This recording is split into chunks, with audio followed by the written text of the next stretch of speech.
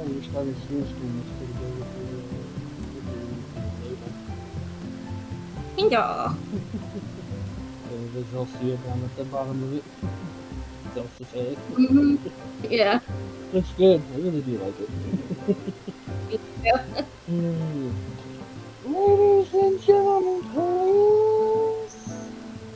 We are doing your attention to be. Alright, boys and girls, Zel and I are back with continuing our journey through Heavensward. This is Zel. Hi, Zel. Hello, my blazers. We're back. Yeah.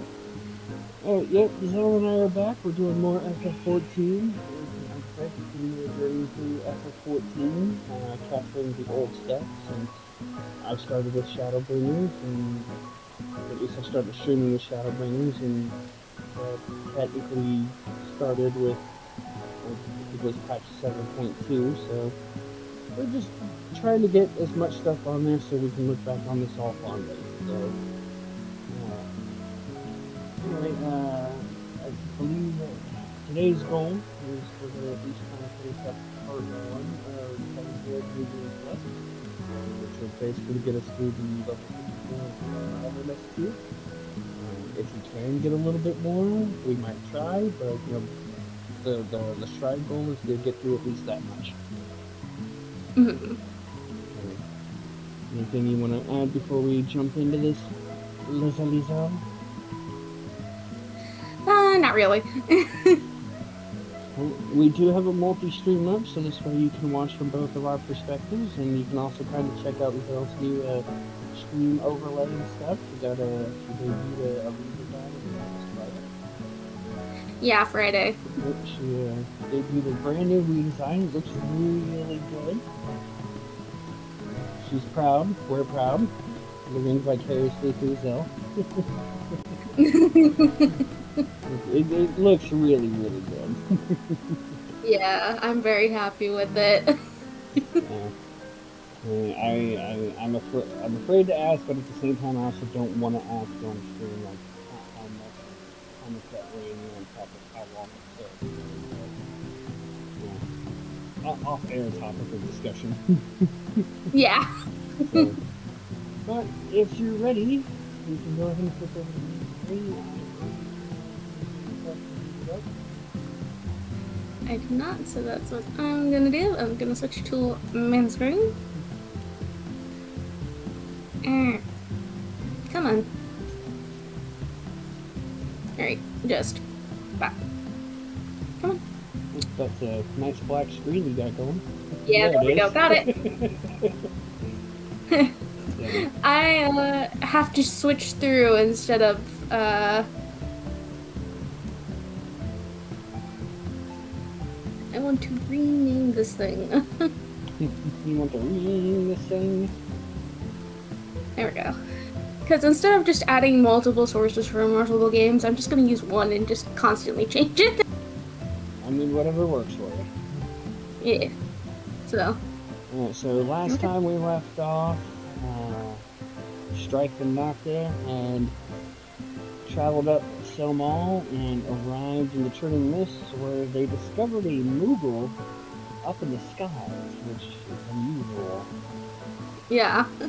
So, at this point in time, the most common place we found Moogles was in the 12 woods, so it's really shocking that we didn't do Yep. Alright, let's go ahead and head back to showing this. Before you teleport when you're not there. Yep. Oh, we're not in group. Oh, yes. Sorry. It's okay. It's fine, I got my own plethora of Aetherite tickets. Here I've been trying to be the nice guy footing the bill for all of it. Alright, there we go. There we go. Now it's proper. Yeah, now it's proper. It's proper indeed. Well, at least that's the kind of stuff that's easy to deal with. Yeah. Hey. Alpha, no! Ouch. Hey there, Alfie. Mountaintop diplomacy. Yep.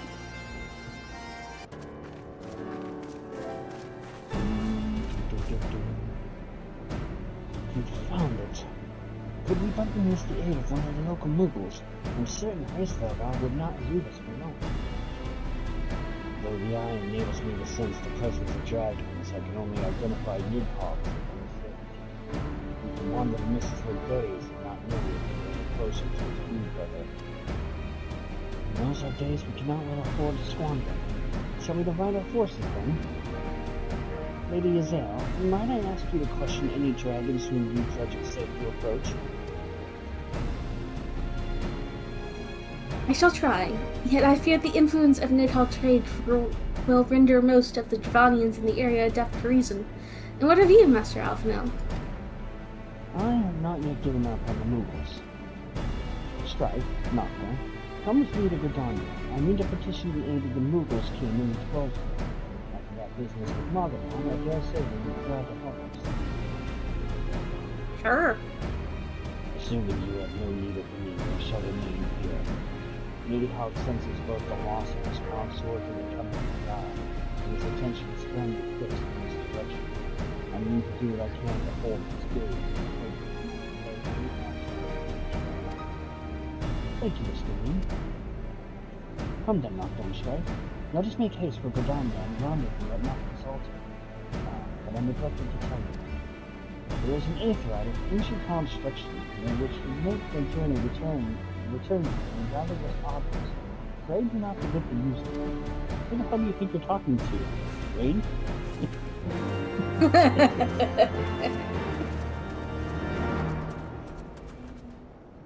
You will never live that No, down. Alpha, no, that was, no, Alpha, no, you forget, that was Falcon's Nest, not my dog. Forgive me for my wittiness. Sometimes imagine if you can forget one, it's possible to forget more.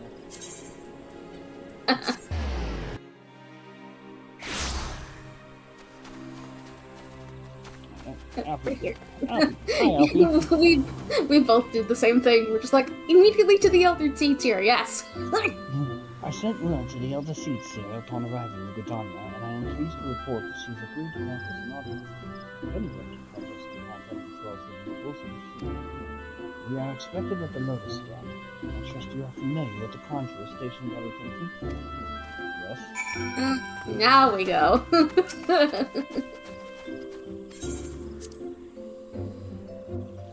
Yep, let me in. Let me in.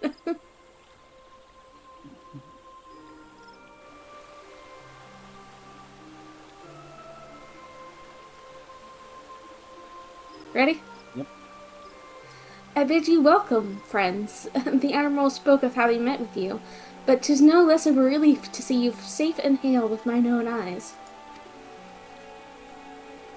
We humbly thank you for agreeing to receive us upon such short notice, my lady, and for all that you have done for us in our absence, and that it was solely to express our gratitude that we came to you this day.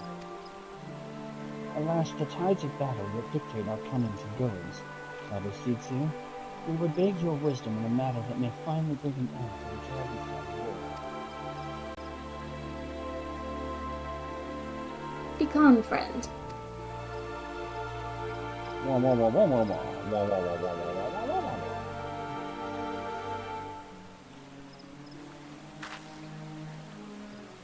I see. So you seek a means to contact these Moogles of the Turning Mist. I said Koopa.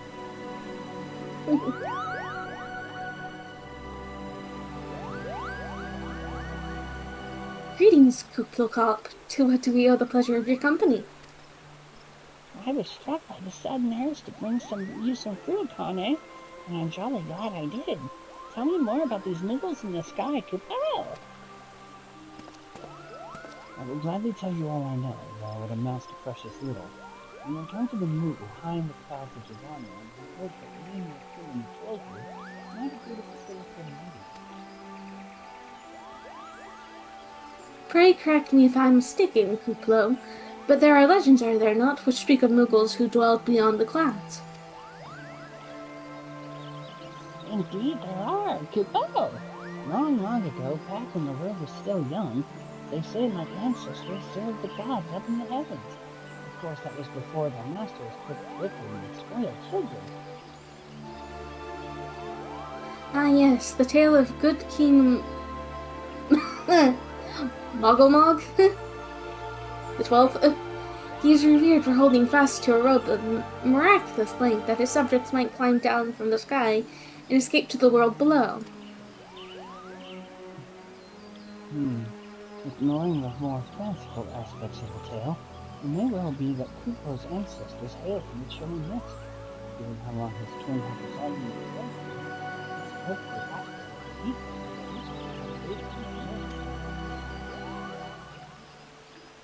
Indeed, Master Alphino, such stories oft contain a measure of truth. 'Tis like that the Moogles of the Turning Mist tell similar tales of the world below. I can well imagine why the one you encountered fled at your approach.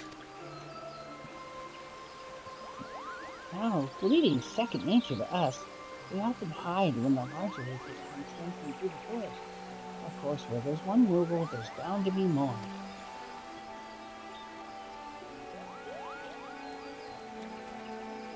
Which is why I've decided to make a trip to the clouds. Kapow! They surely won't be afraid to talk to me. I was hoping you might say that, Master Kuplo. Kuplo? You will accompany us then. Just you try and stop me, Kuplo! I'll admit, the thought of venturing outside the 12th is a bit unsettling, but I can hardly imagine this presence.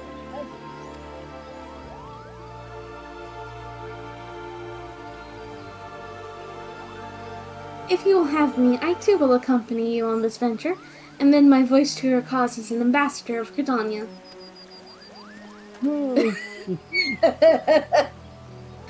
Yeah, my lady, I was quite certain. How oft has our nation turned to the signs of the seventh dawn in its hour of need? How oft have we asked the warriors of light to risk their lives to save our own? Full many times, I say to you, never have they refused us. Thus do I choose this day to offer mine aid to our allies for the good of the realm. Is this not just? Oh, yes, ma'am, totally! A most unexpected and most welcome offer, Elder Seedseed. We will be honored by your presence. And a box. No, not the box. Get the baseball bat.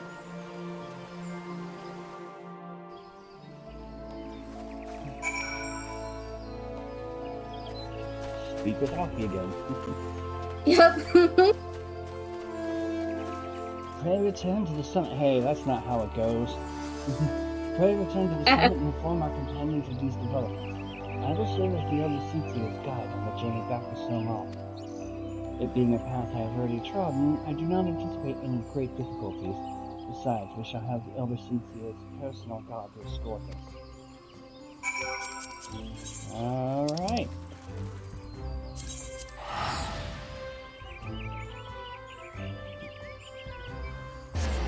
Achoo!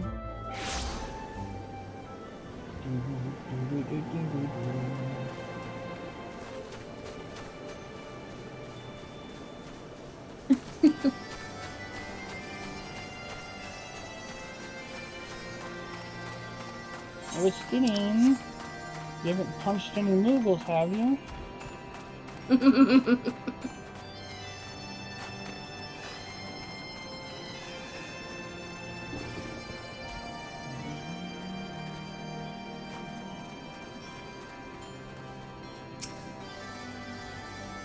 One of the malicious that we gotta put up for sale sold. Ready?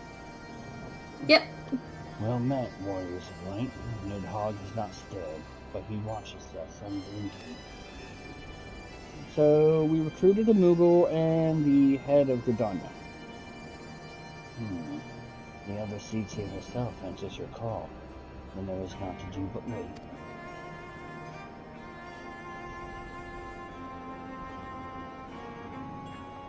They are here, Nocturne Strife. Greetings, my friends. I am happy to report that our journey was mercifully uneventful. Avoid as the road was for Javanians, it would seem the dragons have abandoned some of the returning lists. Elder Seats here, may I present to you Sir Estinian, Ishgard's Azure Dragoon. It is an honor to meet you, Sir Estinian. I have heard many tales of your order's extraordinary skill and courage.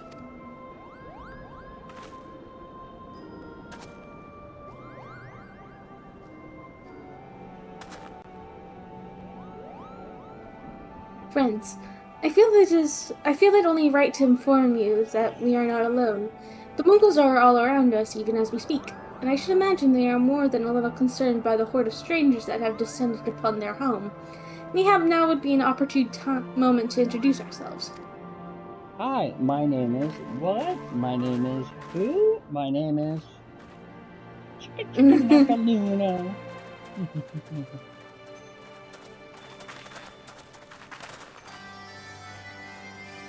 Should serve.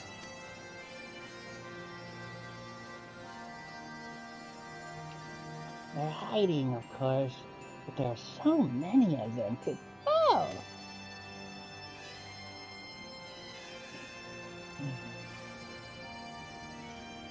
I am Kane Senna. My companions and I have braved the long road from the 12th to share words with you. On the occasion of our first meeting, we bring an offering of light and wind.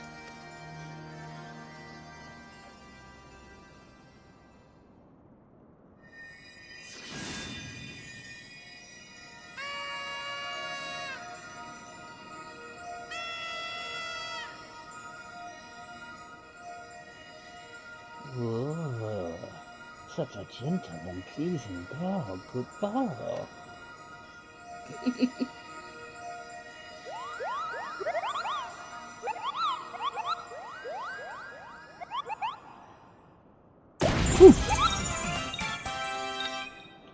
I am Moglin, the chieftain of this Moogle clan.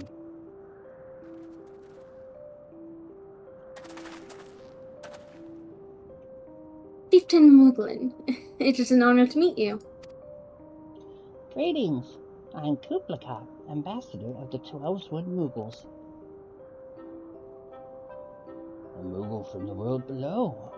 Your hide is of a different hue, but that palm is unmistakable. I might need a moment here. Kupo!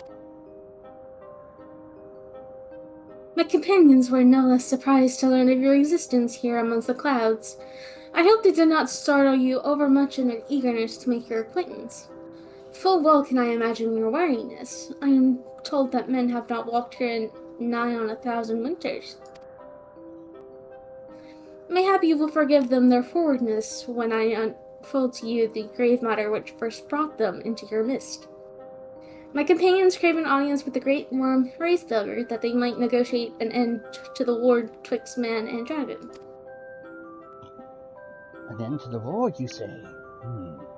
I trust you, Kane Senna. The light of peace shines brightly within your soul. But I'm afraid the same cannot be said of your friends. To be plain, we did not hide ourselves because they were the first of the kind to be seen here in 1,000 years. Well, not only because of that, we hid because we smelled dragon blood. These skies are home to many, many dragons. While some crave peace, such as Hraesvelgar, many others crave the opposite, such as Nidhogg. Suffice it to say, we are worried that the presence of your blood-spattered warrior friends will attract the attention of the Nasty Clan and invite destruction into our happy home. Hey!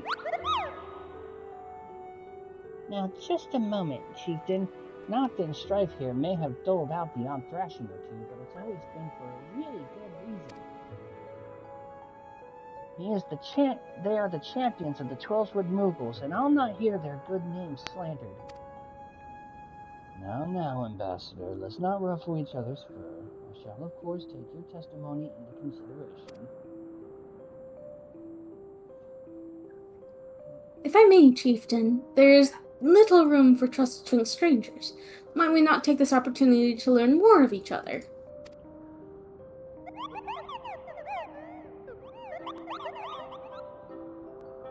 An excellent suggestion, Kupo!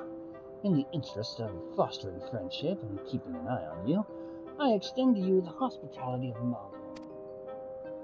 Prove yourselves worthy of our assistance, and it will be yours. I shall be watching you, Kupo.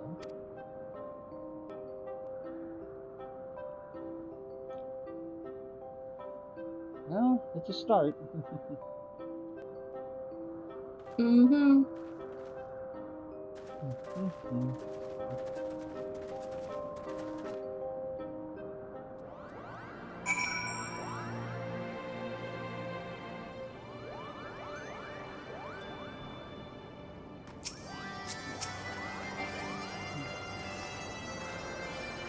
Tell me, in the world down below, do all of your kind look so different from one another? It must be terribly disconcerting. What was the group the cloud called you again? Strife Eclipse? Absolutely. Strife. Not Death. Your names are as odd as your appearance. Have you ever considered a nice Moogle name like Moglin is taken, by the way? Kupo? As are Moghan, Mogmug, and Mogwing. These being the names of the three wise Moogles who administer the momentous punishment that I have devised to measure your worth. I call them the trials of Extraordinary. Undertake these trials, and we shall soon see whether or not you are worthy of Mm-hmm. Right. Alright, so do we want to start with Moghan, Mogmug, or Mogwing? That is a good question.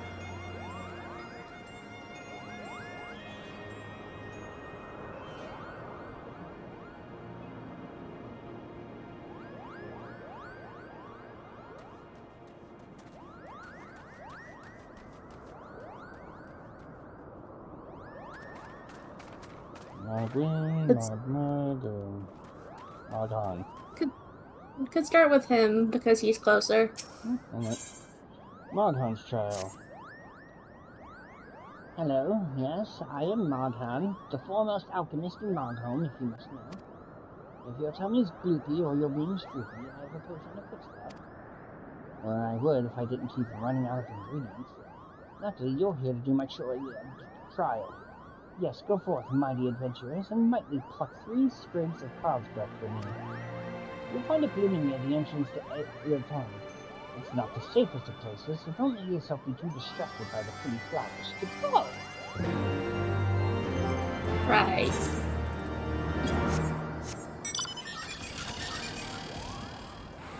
Jargon. Falcon.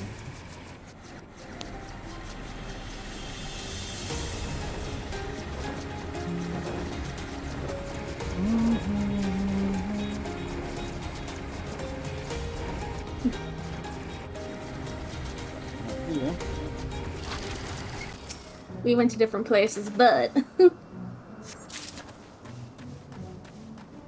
Hey, I got the same jargon again.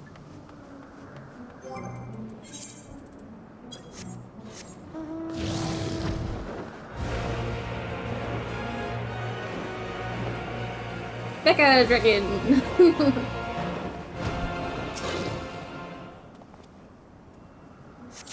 1, 2. Where's the last one?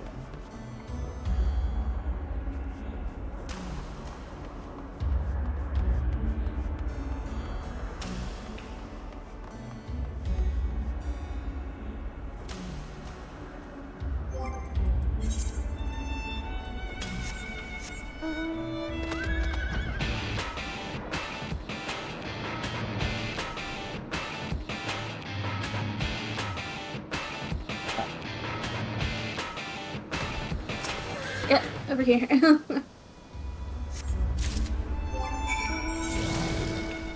Once again. Hades. The bane of her existence. Why do you always have to give me cereal?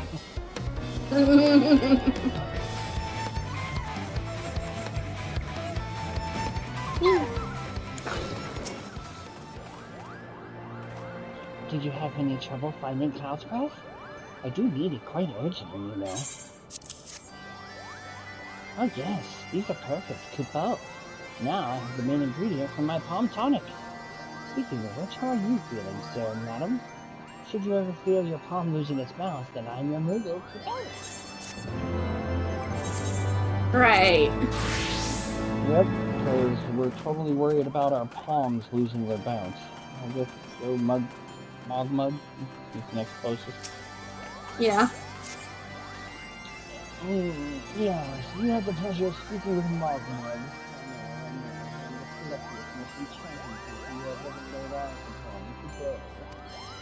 It isn't easy being this adorable. I can barely take a stroll outside the castle's relentless design and squaring as if they might just gobble me right up. In any case, leaving the overbearing observations for our your try this, madam, is this. Try these obvious words with selection perhaps a firm smack on the snout will teach them to appreciate my charm from afar. Right. Gaston was a Moogle. Yeah. Literally. I got sharked. I got a hunt now from Endwalker.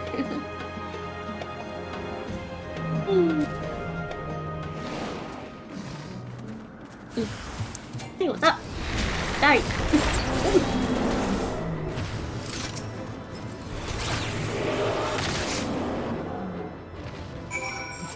That's it. Painful.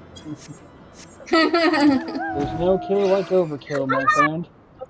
Yep. You got ammo.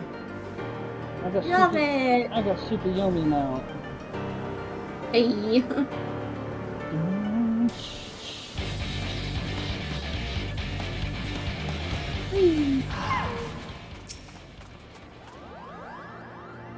You were able to humble my Dravanian and devotees. Wonderful. You are as capable as I am captivating to play.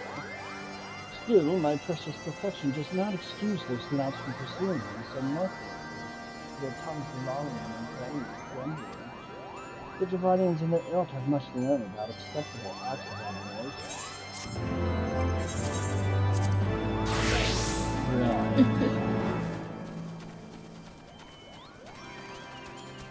And Mogwin.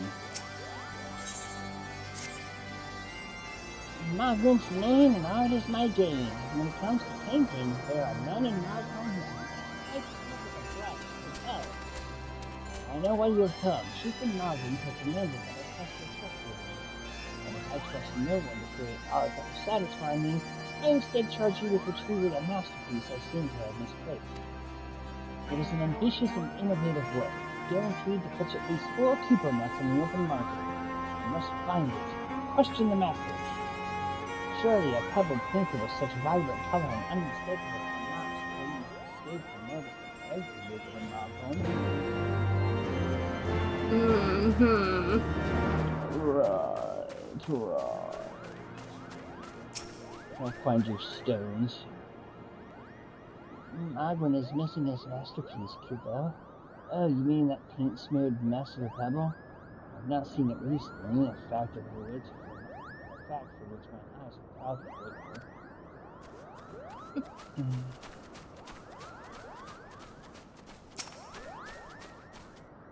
Mr. Mogwin has misplaced his masterpiece, Coupeau.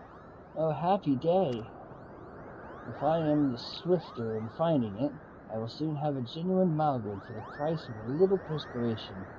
Honestly, who has 4 Cooper nuts just lying around to spend on such luxuries? Okay, bye. See ya. Mag too. I don't know much about this stone, but I do know that Mogwood's been creeping up the pathway to Stillmore Summit from time to time, Kupo. Maybe he left it up here.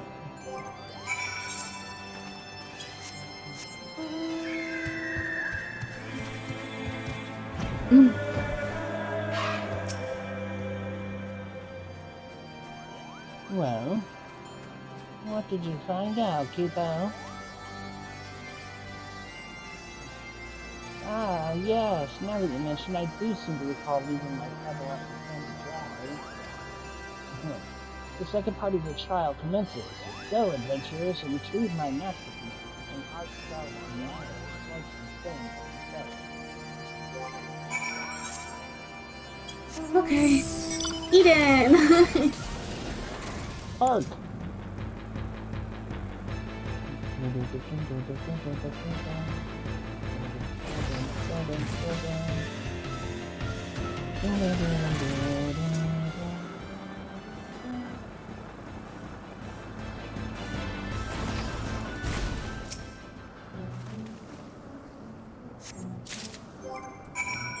That chocobo!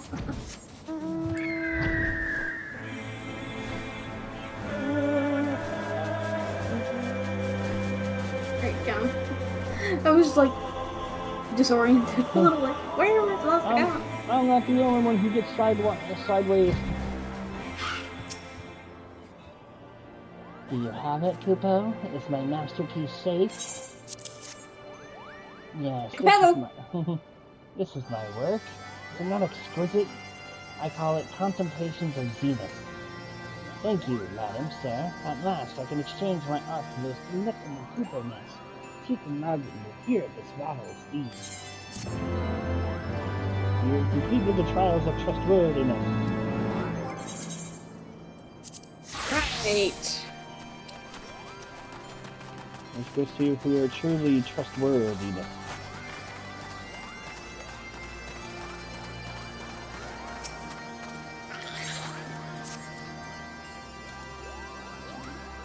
Strive, Doctor. If that is what you insist on calling yourself, you have completed the trials of trustworthiness administered by the task masters Nidhogg, during this grueling test of character, I closely observed your conduct as well as gather your friends before me now, so that I need not repeat myself. Okay. Just work around the circle to the back. Yep. Zel? Yep. What sorcery is this? That my heart should start near fluffiness. Nocta! Was... No matter. What is it? Teacher Moglin has made his decision. Well, let us not keep it waiting then. Classic Terra move. You become such friends, Kupo. My Moogle cousins love to sing and dance as much as I do. Chief Moglin has finally come to a decision, hasn't he? Well, I suppose I better flutter over and see him then.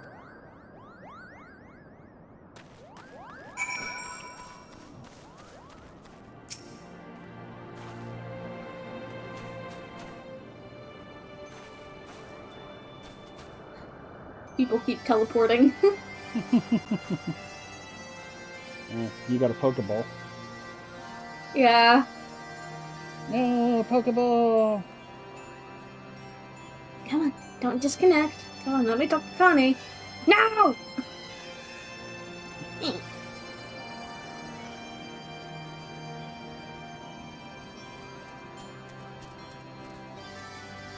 Did you disconnect? Yeah. After these messages, she'll be right back. Well, you are officially logged off. Yay.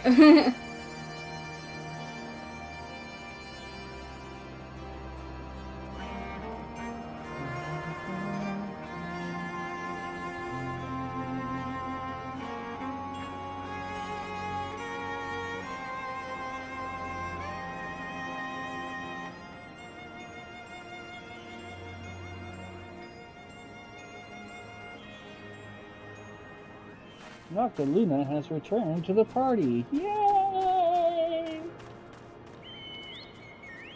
I'm trying to resume New Game Plus. Boop. There we go. Right. There we go, Jesus game. Standing here in Mogholm, my thoughts turn inevitably to the legend of good King Mogomog XII and his seat in the heavens. Like most, I thought it no more than a myth, a story for younglings that grew with the telling. But with every passing moment, I have become more certain that we have discovered the origin of the tale. Full eager am I to hear what the chieftain has to say. Justinian!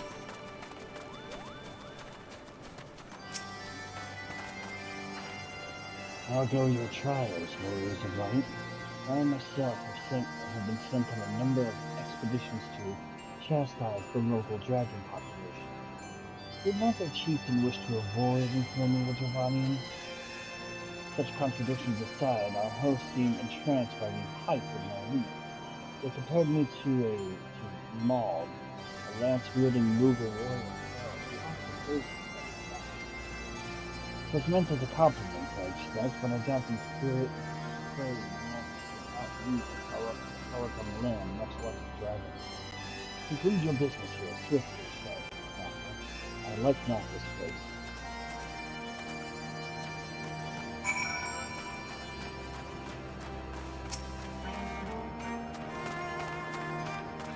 Are these trials over then? My tasks have been little more than household chores. If our hosts elect not to grant their aid after working us like packed chocobos, I shall demand compensation and frequency. But I hope it will not come to that. Let's hear the chieftain's verdict, shall we?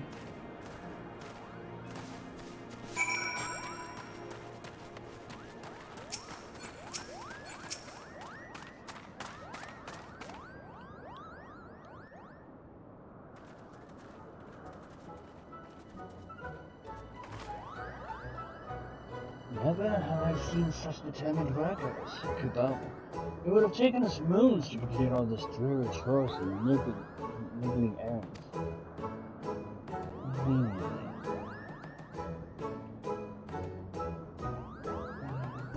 And have our labors proven the purity of our intentions, chieftain?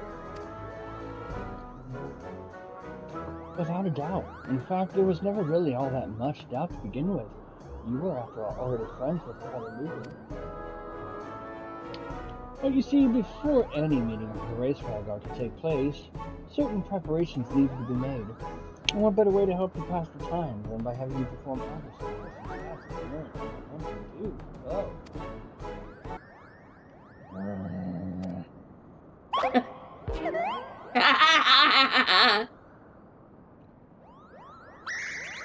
Oh dear, the horn. Bring out the horn, quickly now!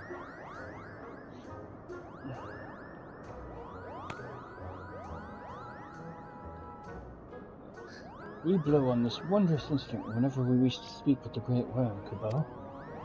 We haven't perhaps been treating it with the care it deserves of late, and I think Moghan may have sat on it. So we needed some time for cleaning and polishing and straightening.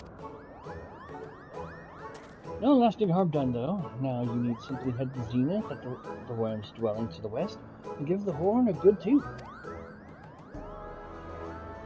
We are in your debt, chieftain. Thanks to your noble gift, we shall finally have a chance to plead our case to Heavensward. Very possible, yes, but I wouldn't get my hopes up too high, though. The old worm isn't terribly fond of, Your concern is appreciated, but I am quite certain that Heavensward will welcome our overtures.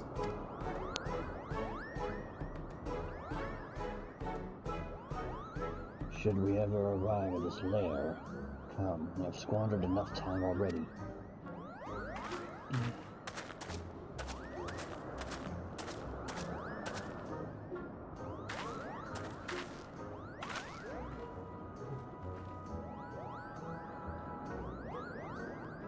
Chieftain Muglin, we thank you for your gracious hospitality.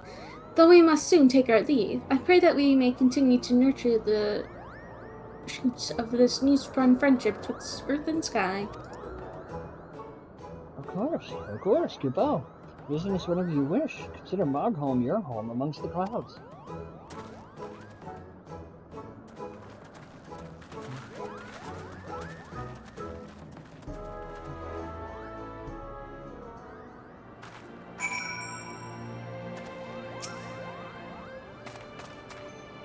Thanks for your help, Kupo. I doubt I would ever have found time for all those rotten chores. It wasn't my idea. If the chieftain had spent a little less time sitting about and a little more time chiefing, things would have never gotten so messy in the first place. He was the one who sat on the horn by the way. But now all the errands are done and the horn is fixed, so all's well that ends well, eh? Goodbye. Sure. Consider yourself lucky that I'm not the Dragoon mentor, that I'm not the Dark Knight mentor. Well, I expect you're eager to be on your way. Did I mention your friend was looking for you? Oh, if not, Alphino is looking for you. I'll be waiting just outside, stretching my knees. Let me know when you're ready to depart.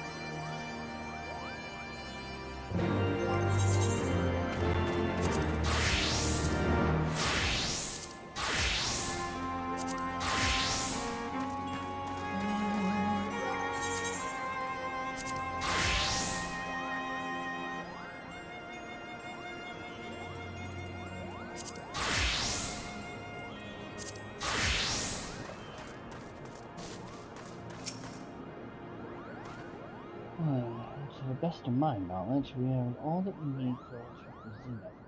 And I believe the elder seeds here in her red ring will soon be making their journey back to Gridania. It would be remiss of us, I think, not to convey our gratitude to them prior to going our separate ways. Shall we?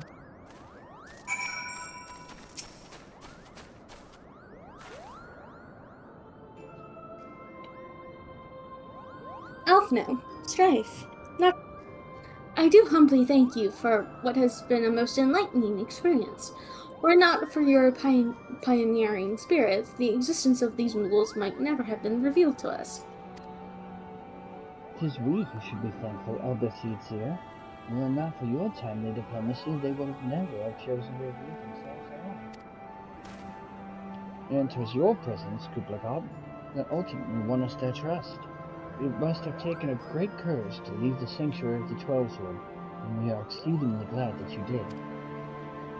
It was my pleasure. I made so many new friends and have so many fantastic tales to tell my kinsmovers back home.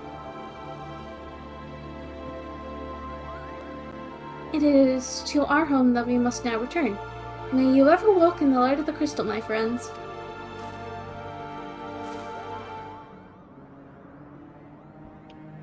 Safe journey, Elder Seedseer. We too must be on our way. Gracevalgar awaits.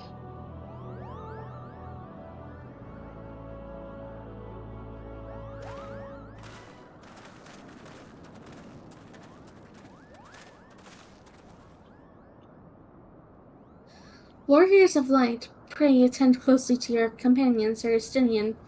Beneath that stoic facade, a storm of anguish sees unseen. Thank you.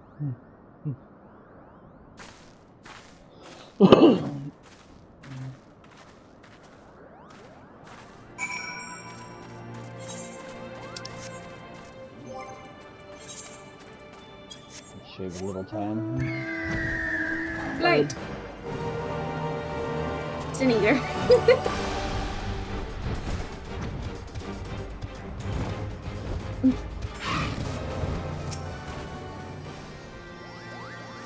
Have you said your goodbyes and dabbed away your tears, Kubo? Then we are indeed ready to go.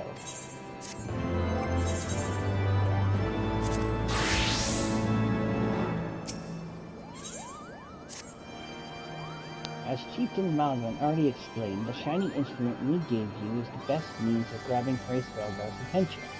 I'll come along and show you the way to Zenith. That's the big palace where you need to blow the horn. First things first, though. You need to make for Assad. Oh, and watch out for rampaging dragons. Maybe that should have been the first thing. Kupo?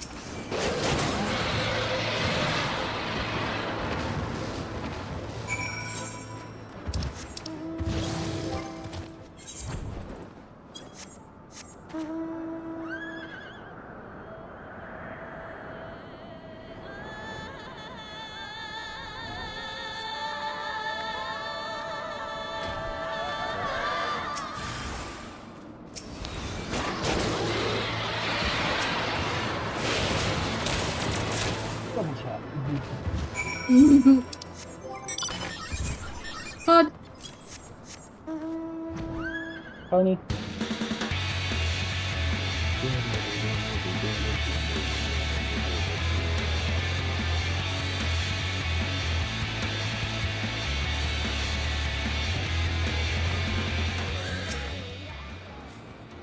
Things were a bit bitey for a while there, but I think we've arrived in one piece. Well, I wonder what has the dragon so awfully snappy. I mean, the bad ones are always bad. They seem worse than usual.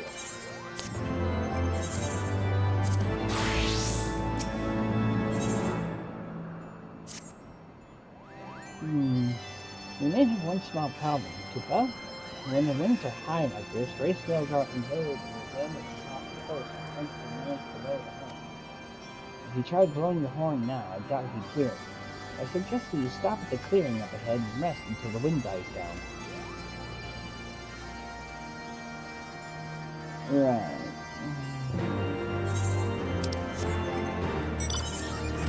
Motorcycle. Chocobo!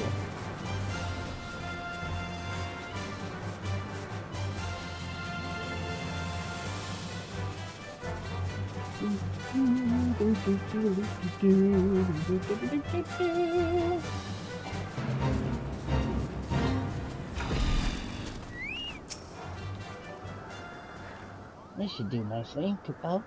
The winds will likely have died down by tomorrow, but until then we might as well make ourselves comfortable. If we must interrupt our journey so close to its end, I suppose this place is as good as any. Mayhap a brief respite from the hardships of the road will help clear our minds in readiness for the coming Parley. Very well then, I believe a campfire is in order. Leave the gathering of fuel to me. I acquired a keen nose for firewood during my time in the frozen pits of the forest. Clear our minds. 'Tis Master Alphama whose mind needs clearing. The thought of meeting a great worm in the flesh has befuddled the boy. Did you see him stroll away as if these ruins were not crawling with deadly beasts? Follow him, Nocturne Strife, and see that the wildlife does not make him near our young friend. We will have the camp ready by the time you return. Okay. Fun time, yeah.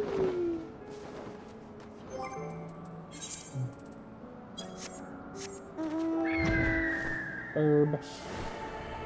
Sophia Bird.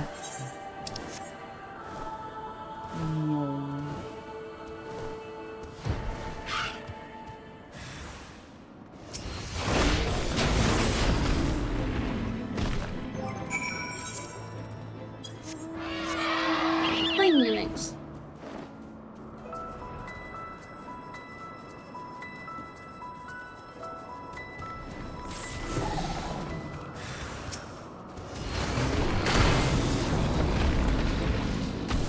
Yeah. you took I used out... my I used my AoE. You took a dragon out in the process. Yep. I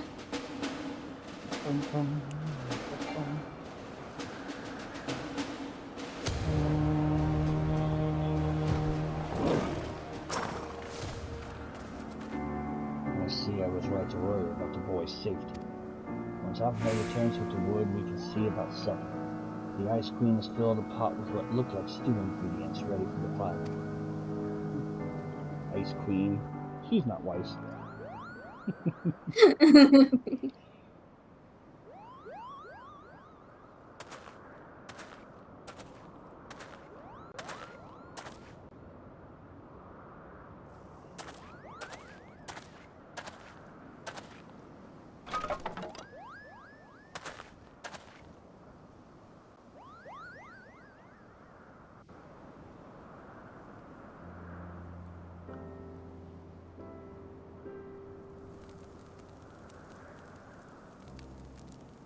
I remember correctly, this one is voiced, so...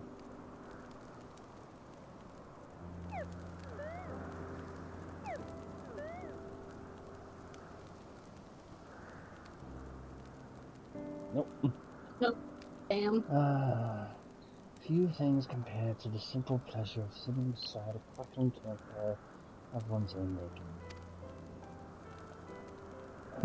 So speaks the great explorer. Until recently, you and I recognized firewood if it came with kindling and it meant. 'Tis well you instructed me so patiently then. But yes, left to my own devices, I would have been compelled to signal to Ysaiah with a pile of damp leaves.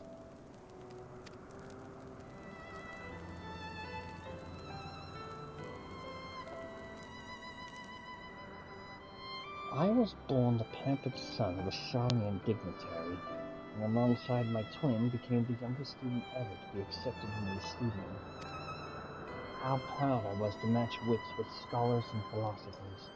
How ignorant of my own shortcomings, that hubris invited manipulation and betrayal, and led to the downfall of the science.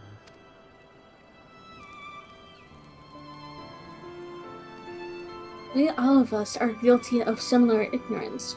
How many men lay down their lives never knowing what it is that they fight for, never questioning that which they have been taught to believe?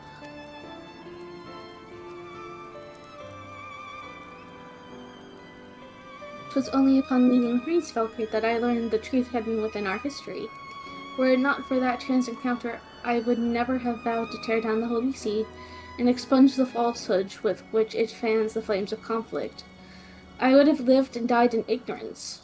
That the truth has driven me to do terrible things, I cannot deny, but I would rather sin in the pursuit of peace than imagine myself virtuous for perpetrating a needless war. If this journey has taught me anything, it is the importance and difficulty of holding to one's convictions in the face of failure, of striving always to replace one's ignorance with knowledge. You are well on your way, Master Alphino. At your age, I was but a fool swinging a spear, with scarcely a thought in my head. Even now, I struggle to acknowledge the misconceptions under which I have labored. Sitting here amongst these grand ruins, how can I deny that man and dragon once lived in peace? But for all that such an age existed, we are now in a time of war. Nidhogg killed my family, and no quirk of history will exonerate him. I may be ignorant of how the Dragonsong War began, but if we do not put an end to this conflict now, I can say for certainty that it will only breed more vengeful souls such as mine.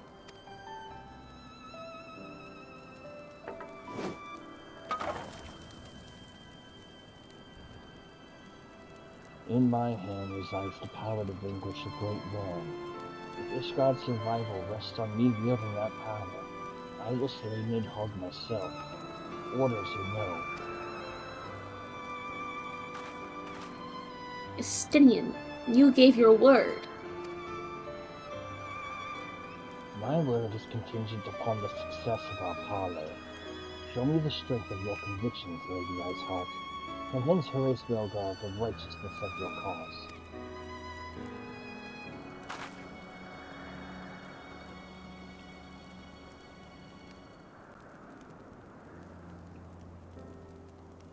Doubt not, but that I shall, Dragoon.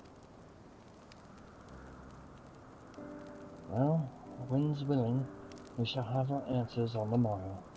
Let us sleep now and face our fate with the rising of the sun.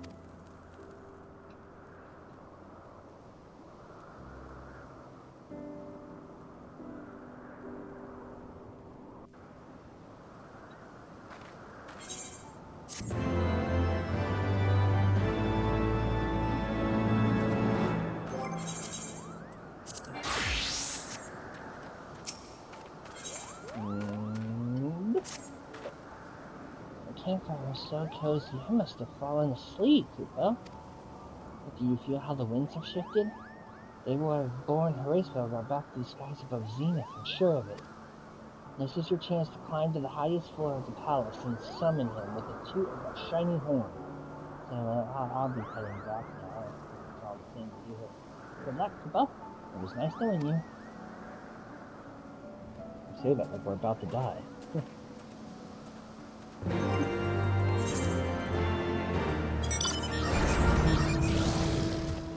Thank you. Go again.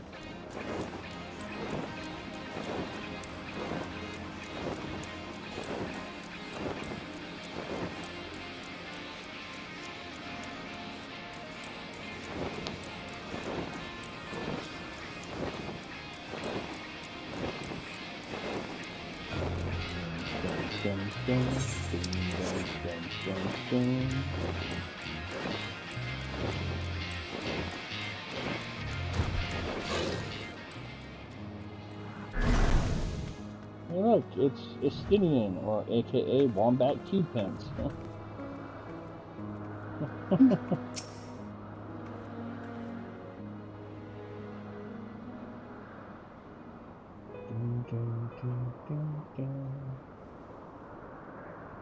Yeah, let's try this.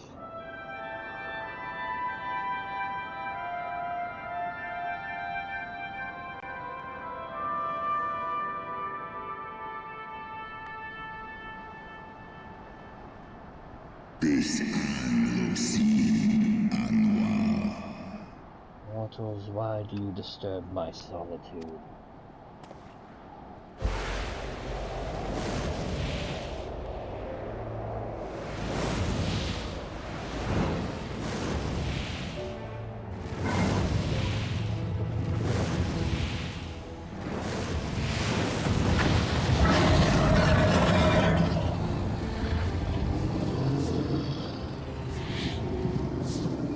Svelga. Es in arm en Waymon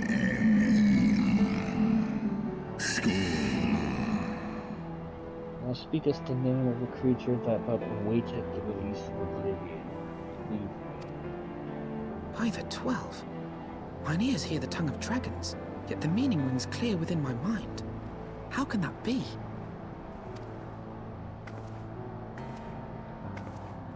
Svelga, do you not remember me? 'Twas I whom you found in Dravania. I who glimpsed the truth. The truth about your past. About Shiva.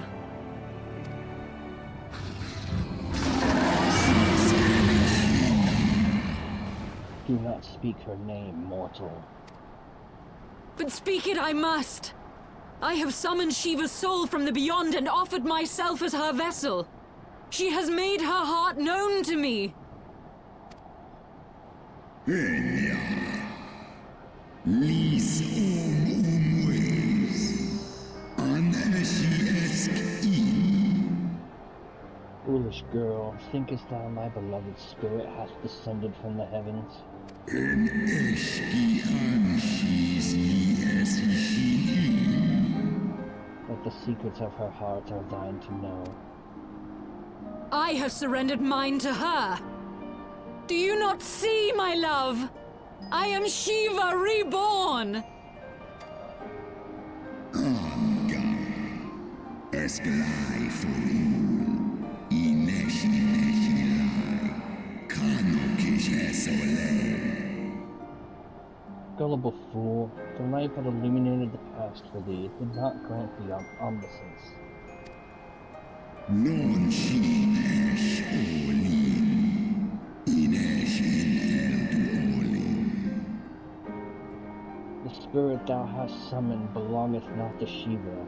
'Tis but a shade conjured by thine own fancy. Ein for is el ni an il ankin. Lis nesk neti dranan. Eskian unkin nesh. Ikin nesh In an age long past, mine own kin were guilty of like folly, beguiled by the Dark One's wrath, they attempted to resurrect the king amongst realms. With the divinity they called forth, never borrowed the semblance of my father. Nesk esh et ol. Esk esh easy lis nice. Such gods are not summoned, but created, phantoms spun from the threads of misplaced faith. Then the spirit that answered me.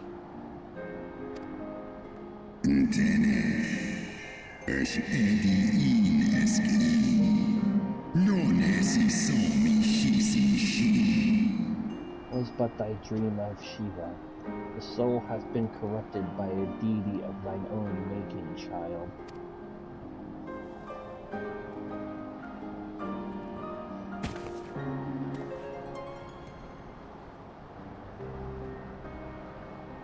Be that as it may, Lord Hraesvelgr, Izel's desire to heal the rift between man and dragon is real, and it has borne us this far.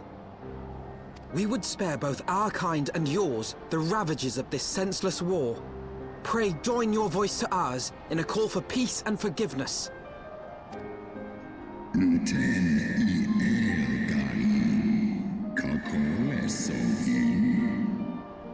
The tale of thy kind is one of avarice, treachery, and death, and thou wouldst speak to me of peace?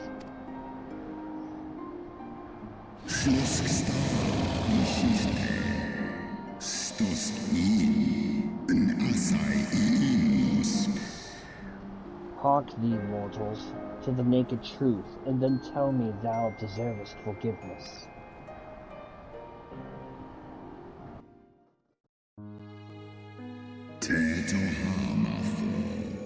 Esk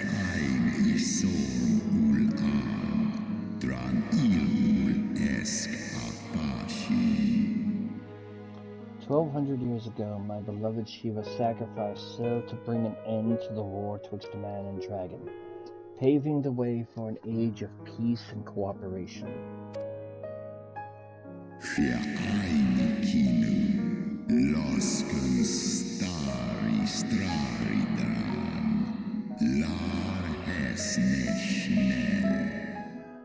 Two centuries of harmony were to follow, during which time the Elezen learned much about us, not least that the eyes of a great worm are the wellspring of his strength.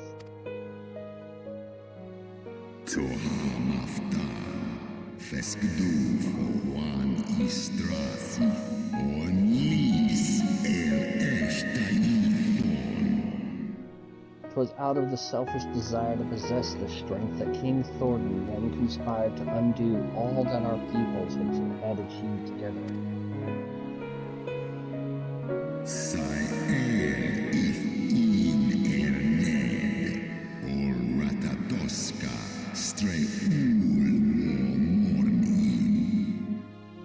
With the aid of his leal knights, the most noble of Elezen lured my brood sister, Ratatoska, into an ambush, and took from her that which he craved.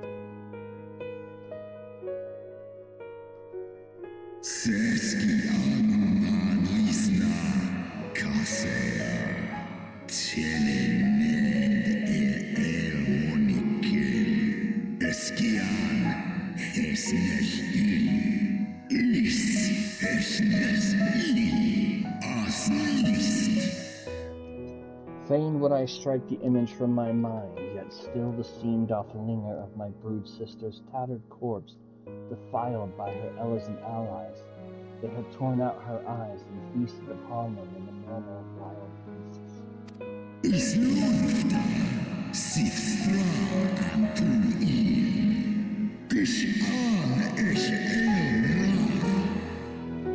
Yet that was not all, for from their bloody banquet the fiends had gained strength beyond that of mortal men. Even now I labor to comprehend the enormity of their betrayal.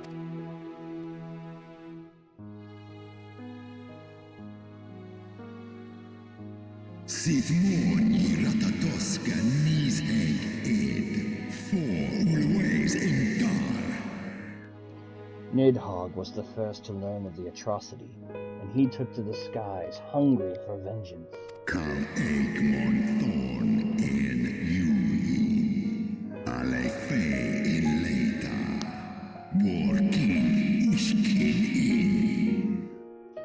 But though he slew Thornton and some few of his knights, their fellow butchers knew only too well where to aim their spears, and with now practiced savagery, they set about my brood brother, sending him flailing from the field.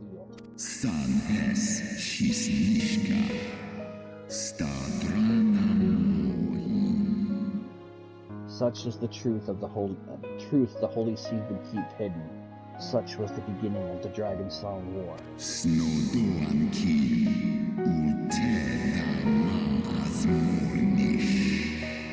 Tis a song my kind shall ne'er forget, even should the 10,000 years pass and Ishgard crumble into dust.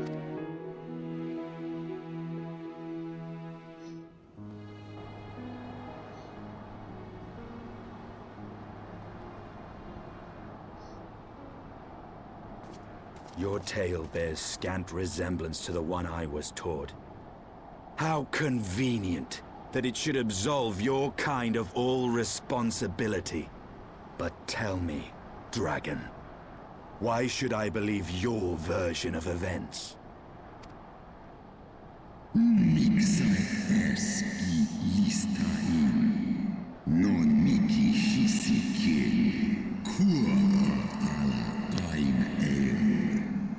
What thou choosest to believe is immaterial. The betrayal that yet haunts mine every waking moment is no less than the truth of my path.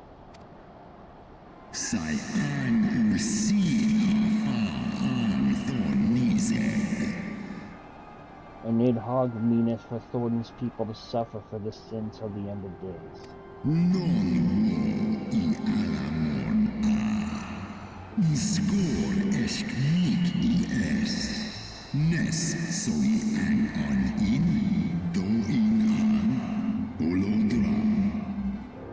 That which thou imaginest a war of extinction is but a punishment, a siege of the spirit. Hast thou not seen those who tire of the torment, those who abandon their own and side with dragonkind? Ishgard's so-called heretics.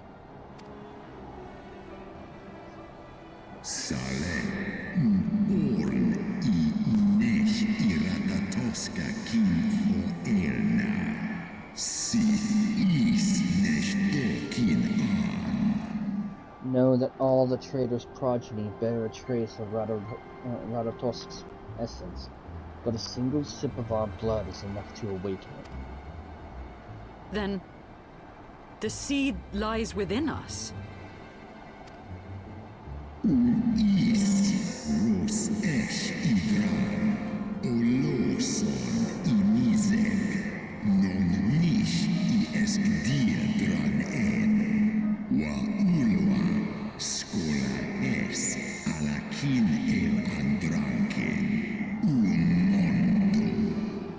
Tis for this reason that those who abandon their loyalties are rewarded with a drink, and thus are they transformed, to join the ranks of Nidhogg's ever-growing army as newborn dragons.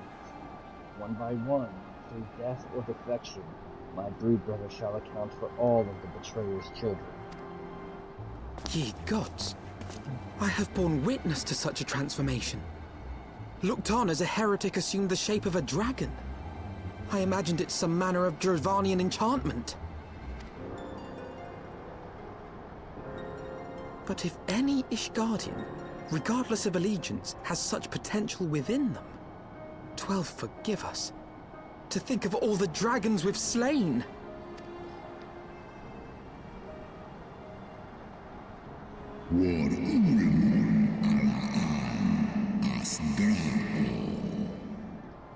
There will always be some, of course, who choose to fight until the bitter end, like thee, Dragoon.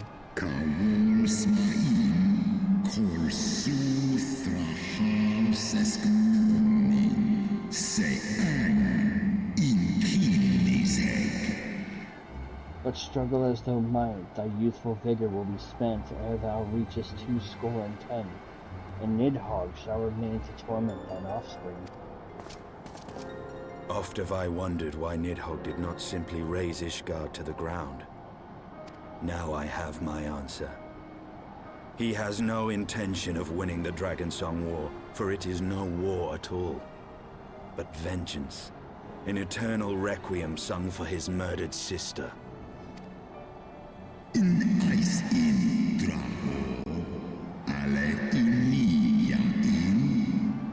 Thou hast the right of it, Dragon Slayer.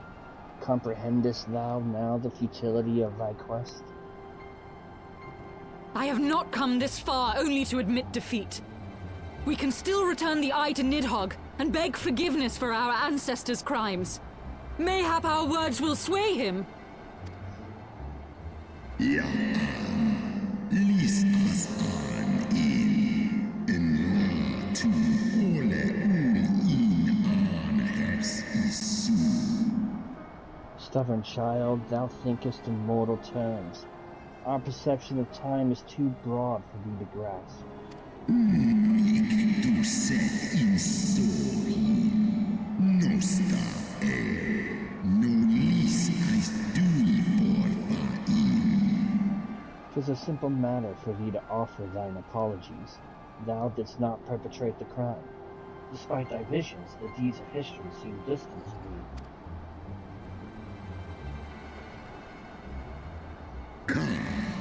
An easy ultra as nisek for in lie as nesh an irata. For a worm such as Nidhogg, however, that history is yet part of his present, as fresh as the blood that did gush from Ratatoska's wounds. How could he not be driven mad? In sith son ishi eskfa ulgar los am. 'Tis only by the calming embrace of Shiva's soul that mine own fury hath not consumed me. Snosk for non an lis skol lens skol. But let us speak no more of what is done. My faith in your kind is spent, and I will be alone.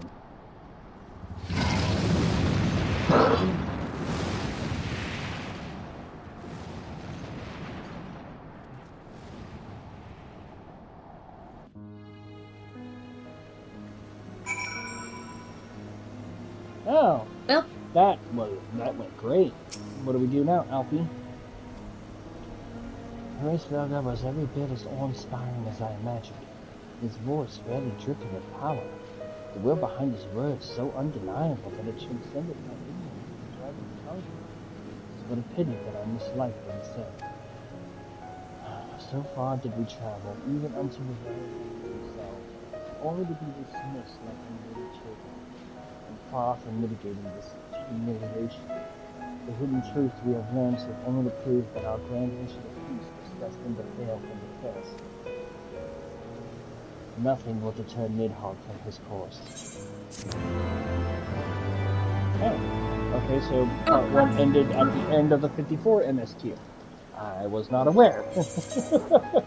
I also was away. Just all of a sudden, poof, everybody disappeared. What the hell? I'm like, huh? What? Alright, so I guess we get to start the next part. Yeah.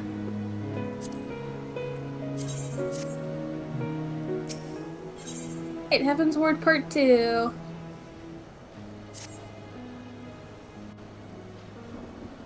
Back. Everyone's back. Hi guys, sorry, we pooped out of existence. So did you. Duh. I wished you back with the Dragon Well, Balls. what do you propose we do now? I, for one, am intent on continuing to the east. What is there to be found in the east? Nidhogg's lair, the Aery, is said to lie in that direction. And the eye tells me he is near. You cannot still mean to slay him. You cannot still mean to stop me. I have been true to my word, and aided you in this fool's errand with Hraesvelgr. But your efforts at Parley have come to naught, Lady Iceheart. I would see Ishgard saved, and for that, Nidhogg must die.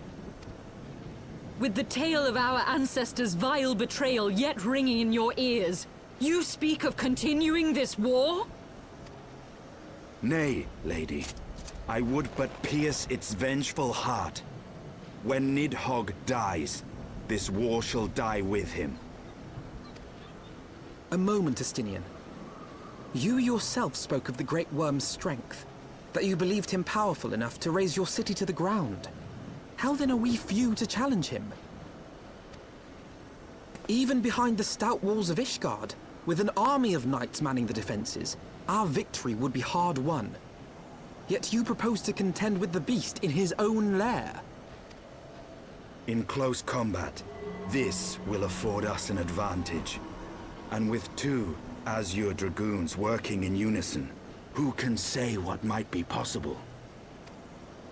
But such speculation is meaningless if we cannot even find the worm. Our first task must be to seek out Nidhogg's lair. The story of this nation grows bloodier by the moment. Must death always be answered with more of the same? Such is the way of things, I fear. I shall consider it a miracle if mine armor is not stained crimson ere this conflict is ended.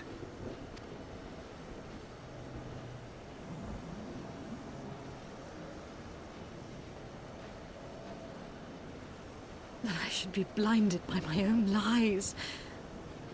Everything I believed, everything I thought I was, gone. All gone. Leave her. Your words will not reach her now. And we have not the time to wait for her to gather up the pieces of her shattered faith.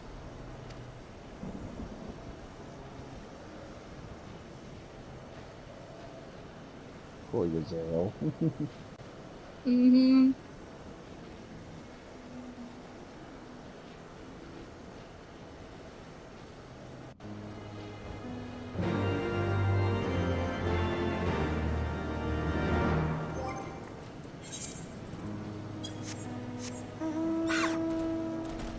Furball.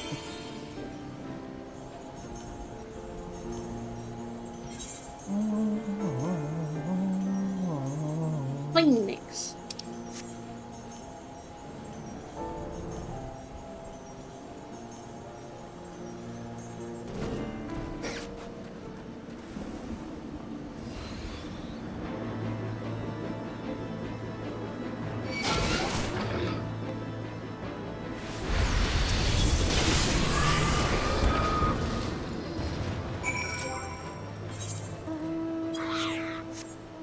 Stingray. My name ain't Gobu.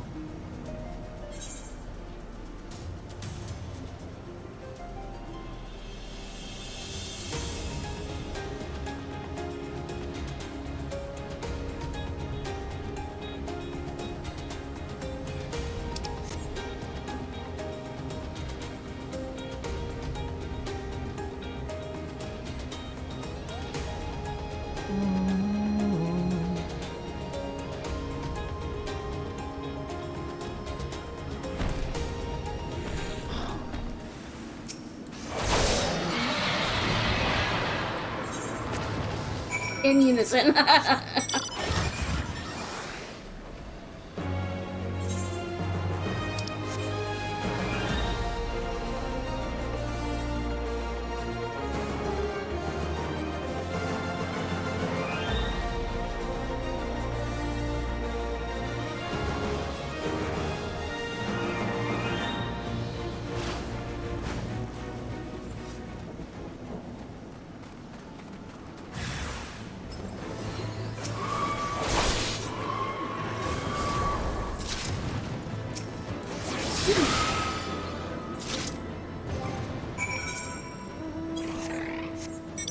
The hunter.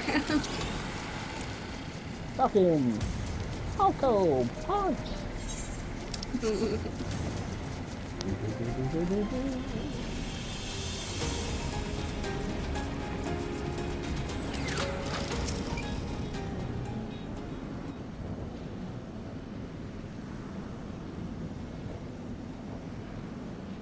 Is that it?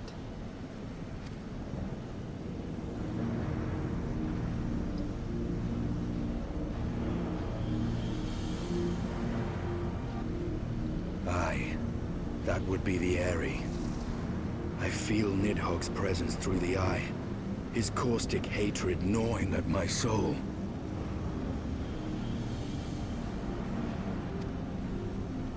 Twould seem the death of his consort has put him on guard. Mark how he wards his lair with tempestuous winds.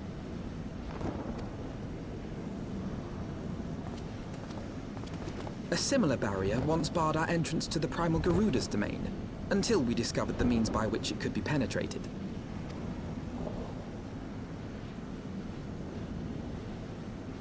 Mayhap it is time we called upon Master Garland. Yeah. It will be just like the good old days, no?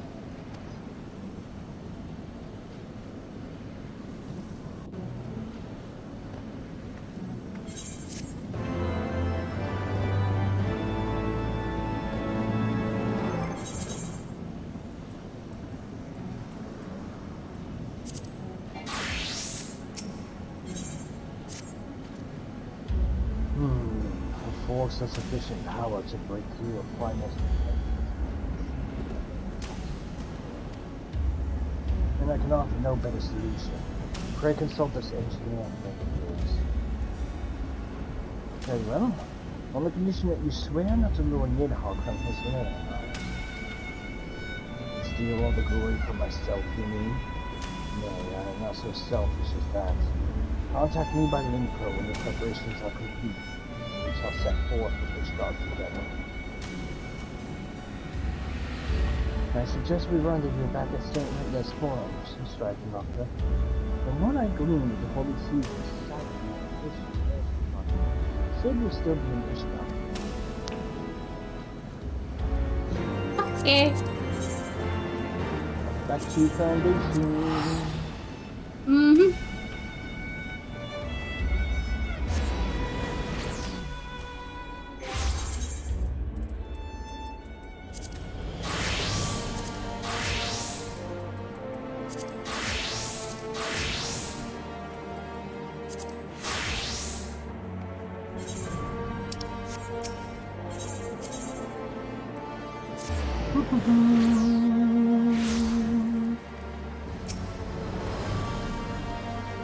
When last you saw Master Garland, he was advising the Ishgardians on their Aery.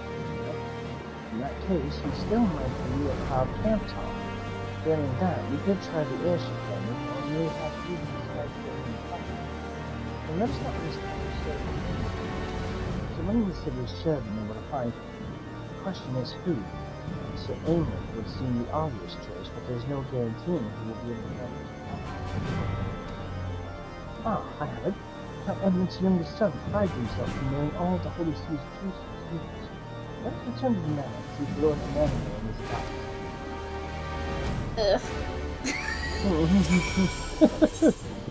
It's like, Nocturne's like, do we have to?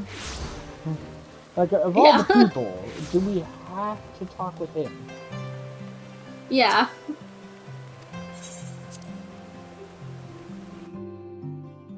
Like, I'm flirty, but I feel dirty when he looks at me. Yeah. Ready? Yep. Ah, the heroes return. How goes the fight, old boy and girl? Oh, I trust. In search of a Sid Collins, you say? Then say no more. The taverns are full of talk, and the name of a said silvered-head genius has cropped up more often than most. I hear he's been tasked with getting the monstrous airship the Holy Sea should actually fly. It would seem the project has been plagued with mishaps from the first.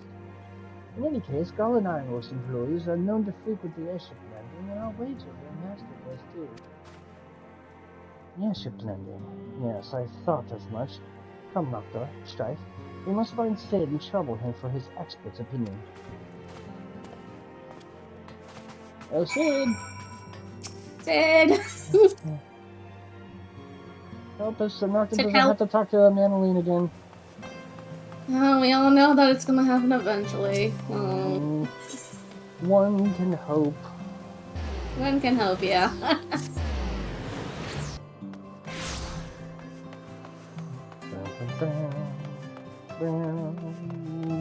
Hi there, Sid.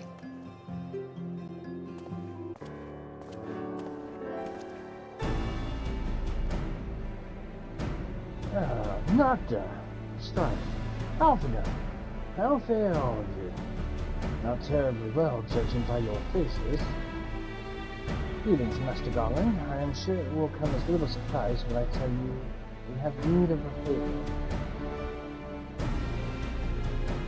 so here's what we got. We got a similar thing to Garuda, but this time dealing with a dragon versus a primate.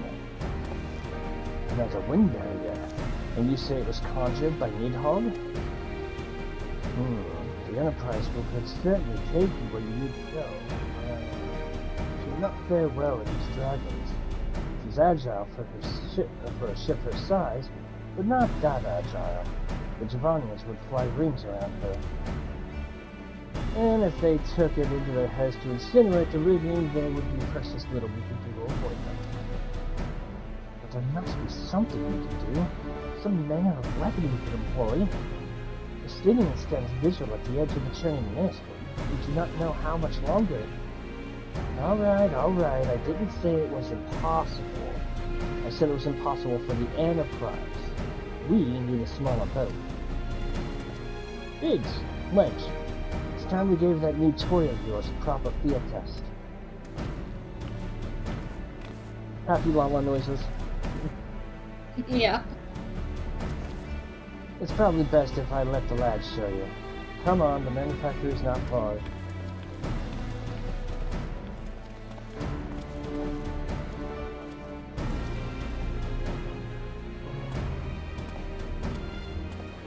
I like how Alpha though just looked so unsure for a moment. He just looked to us and we nodded and he just walked. We're just like, just go. Don't question it, just go. Yeah. At this point, it's just a waste of time to question it. Let's just go and see. Yeah.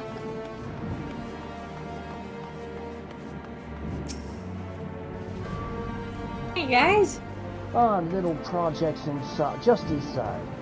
Oh, you're going to like this one.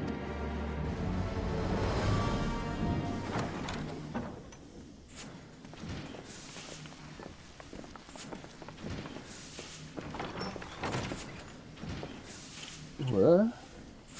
Huh? Feast your eyes upon our latest and greatest feat of engineering. We call it a mana cutter.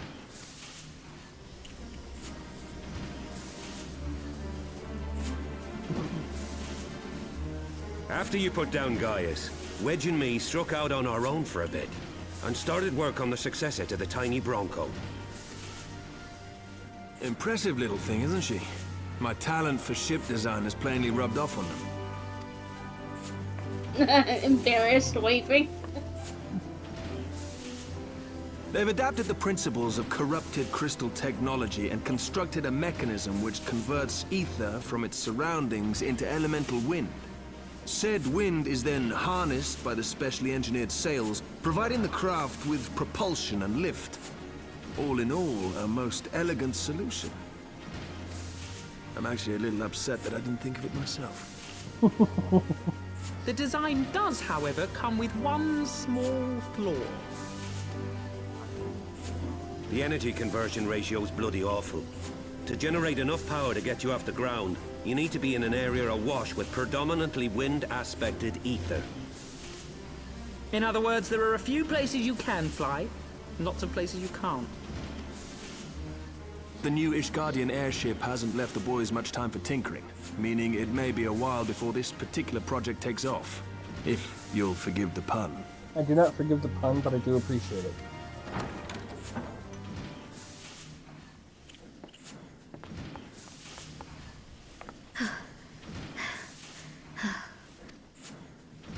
Tataru, what's happened?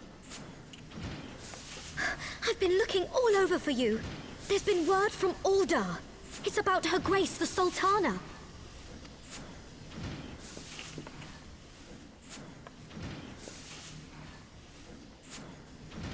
It seems you're required elsewhere. Leave the mana cutter with us. We'll see that she's airworthy and suitably equipped to slice through those winds.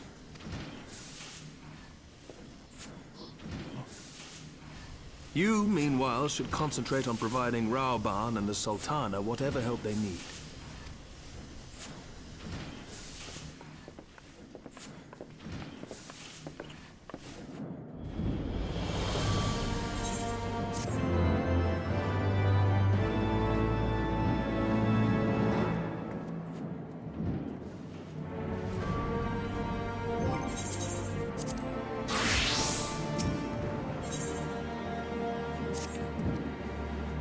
Ready? Okay. General Raban says they may have uncovered the Sultana's whereabouts. He wants you, by which I mean all three of you, to go to the Waking Sands right away and help with the investigation. Come, Doctor, Strife. Pressing the Ishgard's plight may be, our presence here will not serve to hasten the Manifesta's completion. Let us return to the troubled lands of Parley, and then what aid we may. Katu, have our friends at the congregation send a message to his skinner. Tell him we have identified a solution to our problem, but that it will take some time. As you wish, Master Alphino. To the Waking Sands, warriors of light. 'Tis past time Uldar was delivered from this darkness.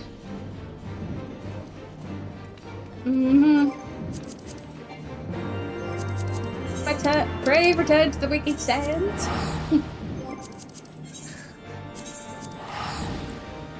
Almost went to Uldar.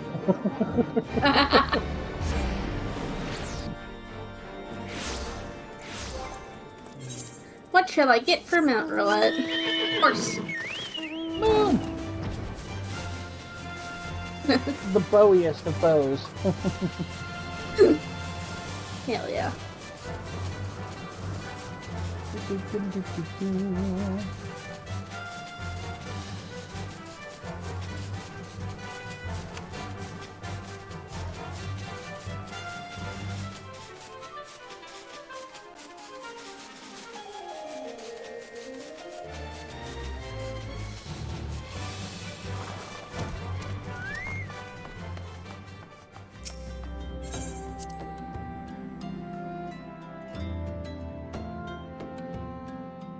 Alright, we're here. Hey everyone!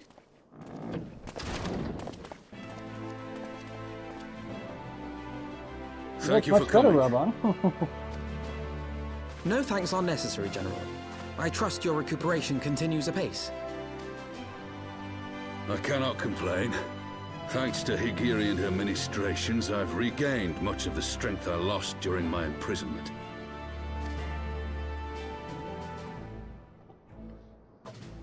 I gather you have made progress in the search for Her Grace.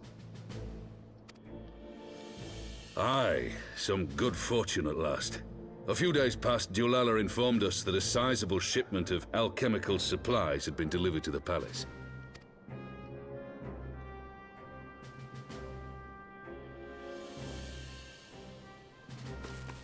With Papa Shan's assistance, I set out to ascertain the source and nature of the shipment. My inquiries led me to Frondale's frontistery. There, I learned that an order had been placed for a curious substance designed to sustain patients trapped in death-like slumber. An invention of the former head alchemist, apparently. A death-like slumber? This cannot be a coincidence. It lends some weight to Dulala's claims, aye. Her Grace is likely somewhere within the palace, abed but alive. Before making any attempt to extricate the Sultana, however, it seemed prudent to learn what manner of substance was used to induce her torpor. To that end, I made inquiries as to the whereabouts of the one most like to have administered it. The lady in waiting, Meriel. We sent for you as soon as we learned of her location. All that remains is to apprehend the woman. We shall find our cat's paw in the Silver Bazaar. But we must tread carefully. The market is not the bustling place it once was, and someone is sure to mark our coming. Should they inform the monetarists, we'll have a fight on our hands.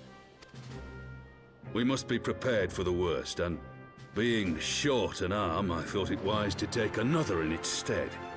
As if we need to ask. Light? Will you lend me yours? None. Then I pity the bastard that stands in our way. Come, my friends, for Nanamo and for Uldar!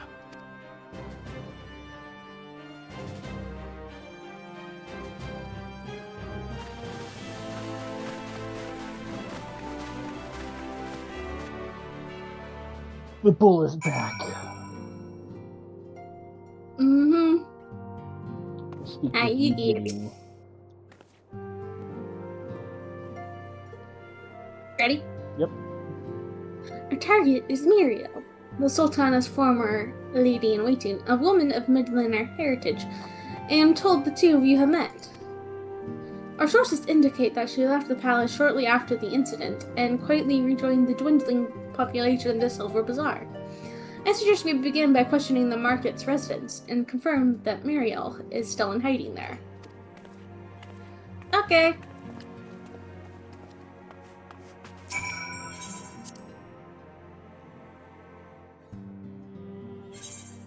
Hi. Alright.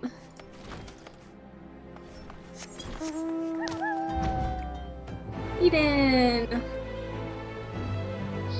Susano!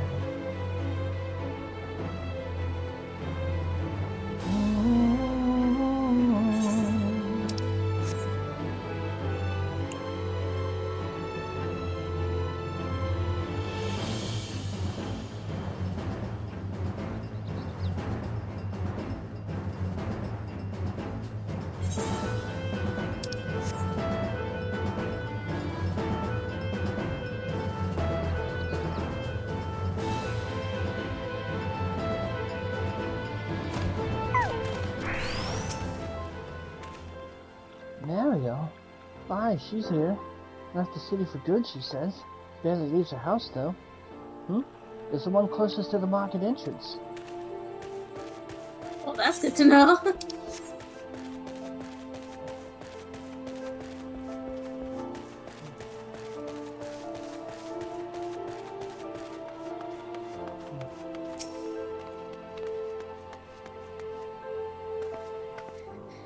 Greetings, Strife.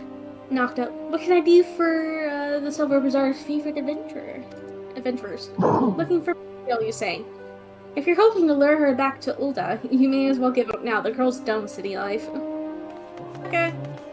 Well, I have no intention of luring her back anywhere. Just need to have a word. Do I know any returning residents? Gods, don't tell me they're starting to come back. My masters will not be pleased to hear of this.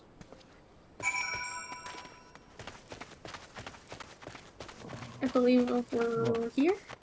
If I remember correctly, yeah. Yep. Hi! What's Remember up? me? The person you threw under the bus?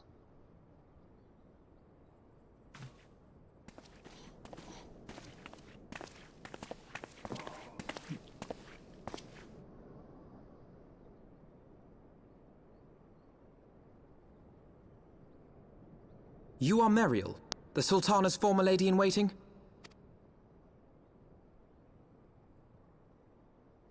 I know no one of that name. Pray excuse me.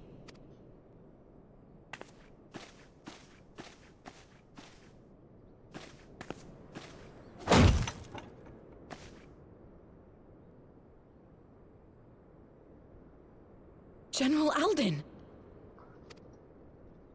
Yeah, walk away from us, but I dare you to walk by him.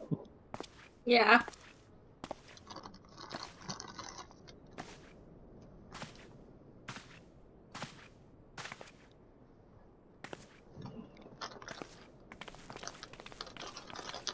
You're trapped. We will have the truth from you, girl. I admit, I was kind of scared of Robon when you said that. Yeah.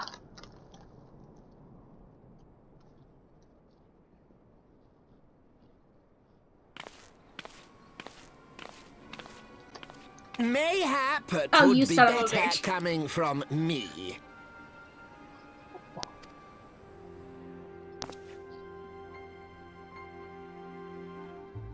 Lonorito, you'd best talk fast.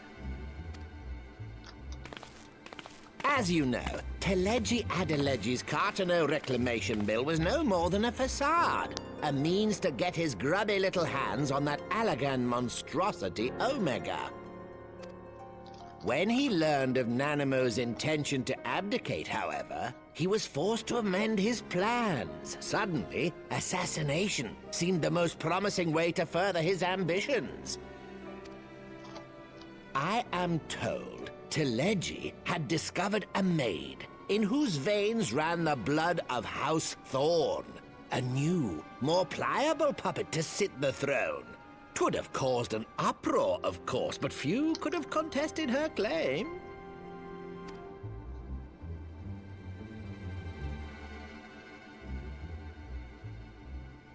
'Twas plain that Telegi's wild machinations had outgrown our ability to control them. So I decided to usurp his scheme and left the fool to seal his own demise. And what of Nanamo?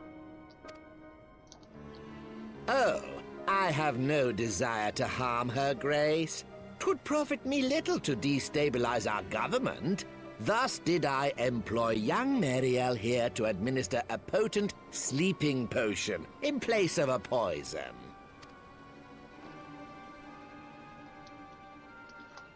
You should know, General, that your dear friend Ilberd was fully aware of my plan. I had him lie about the assassination as a means to prime your rage against Telegi. We weren't entirely sure how you would react, but things went rather better than expected. You conniving little worm! You had your claws in the Crystal Braves before their first recruit had sworn to serve! But of course, when a new game begins, 'tis only prudent to have a piece on the board. Ilberd was mine. Truth be told, a significant proportion of the Braves' initial endowment was also mine. With such large sums moving about, 'twas a rather trifling matter to disguise my own contribution. Now you're pissing off Alf now. Ah, Ilberd. I secured his services with a promise to support his cause once my authority had been solidified. I swear, the man thinks of naught but prizing Alamigo from the grasp of the Empire. Unlike you, General, the poor fellow seems quite unable to forsake the land of his forefathers. Mayhap that's why he called you a traitor to your people and a disgrace to your homeland, amongst other things. What was it he always compared you to? Oh, yes, an overgrown lapdog begging for scraps at the Sultana's table. Oh, how we laughed. Alas, Ilberd's entertaining little outbursts eventually gave way to wearisome tirades, and the zealous brute became rather unruly. I had no wish to see you executed, you understand, but he would not take no for an answer. Rest assured, his employment with me has long since ended. Which brings us neatly to the present. What say you, General?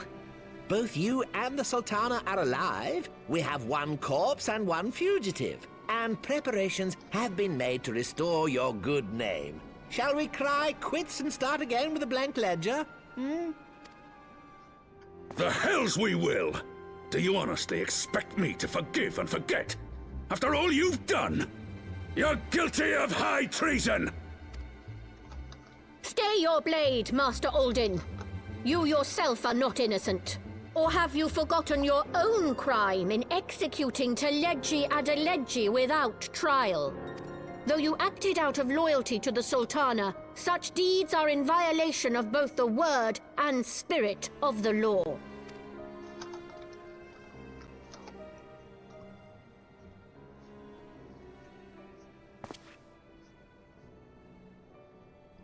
If you would, Lord Lolorito?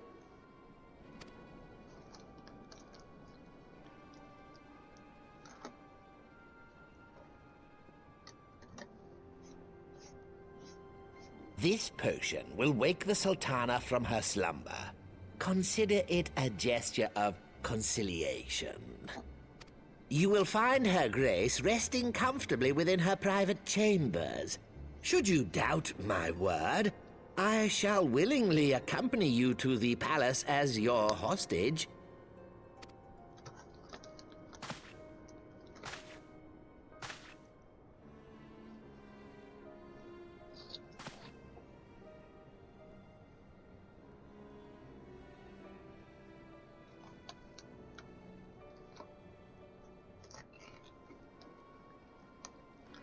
I like not your motives, Lolorito.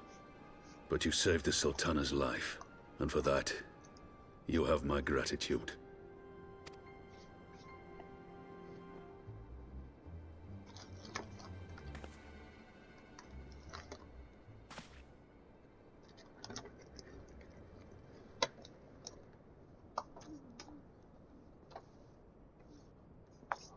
Rauban Aldin, you are hereby reinstated as General of the Immortal Flames.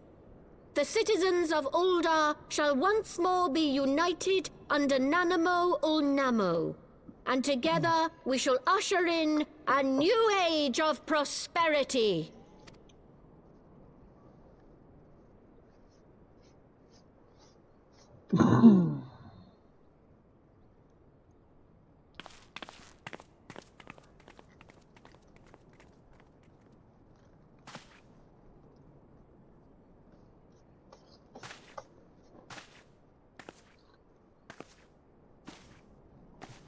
Well, looks like she's going back to the city after all. Yep. Anna doesn't have a choice. I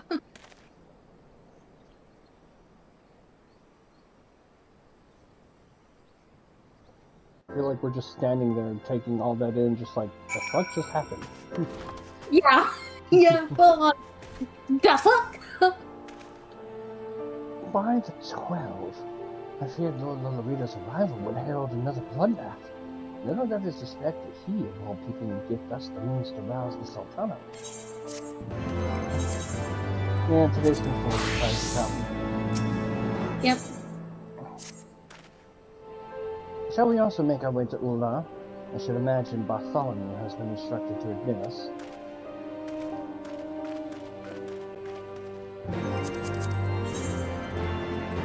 Now I can take us to Ul'dah. Yeah.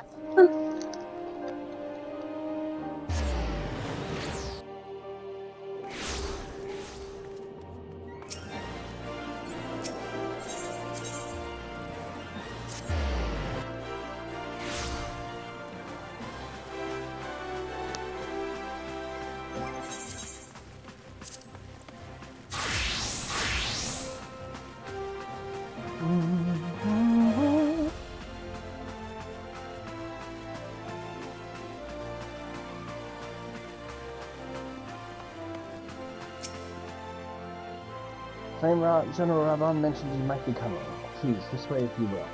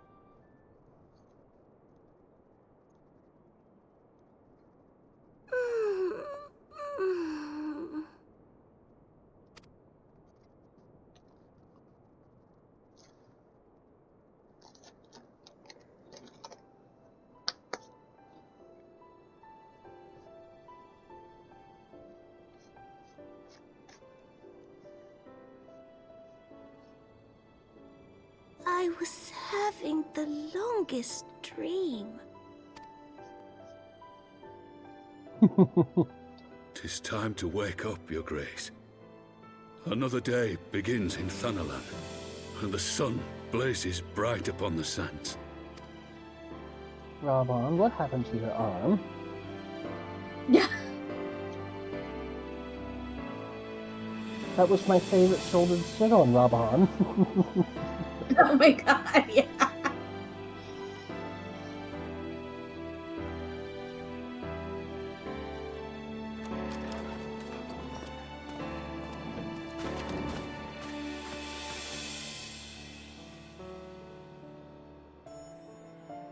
Her Grace is awoken. The palace physician assures me she's none the worse for her slumber. Yay, some good news. Hooray! I believe Her Grace will soon resume her plans to place the government of Uldar into the hands of its citizens. Whatever path she chooses to take, I shall walk it with her.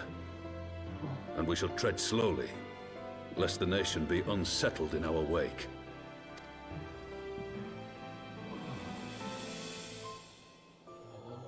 Her Grace's compassion is a shining beacon to us all. But what our city truly thrives upon is competition.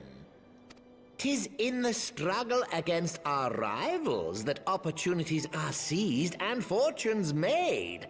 And with the Empire on the offensive once more, now would hardly seem the time to turn our system of government upon its head. Are you privy to new intelligence, my lord? I would hardly call it new. Remind me, what was the name of that enormous Imperial warship which met its end in Mordona? Wait, I have it. The Agrius. Yes, well, 'twould appear that the Garleans have been hard at work on another such vessel. How close are they to completing this ship? Is it operational? Its maiden flight was a success, I hear. I should imagine Emperor Varys is eager to see how it performs in battle. My lords and lady, I move that it is time to repair the damage caused by Teleji Adeleji and prepare our great nation to repel the Empire once more.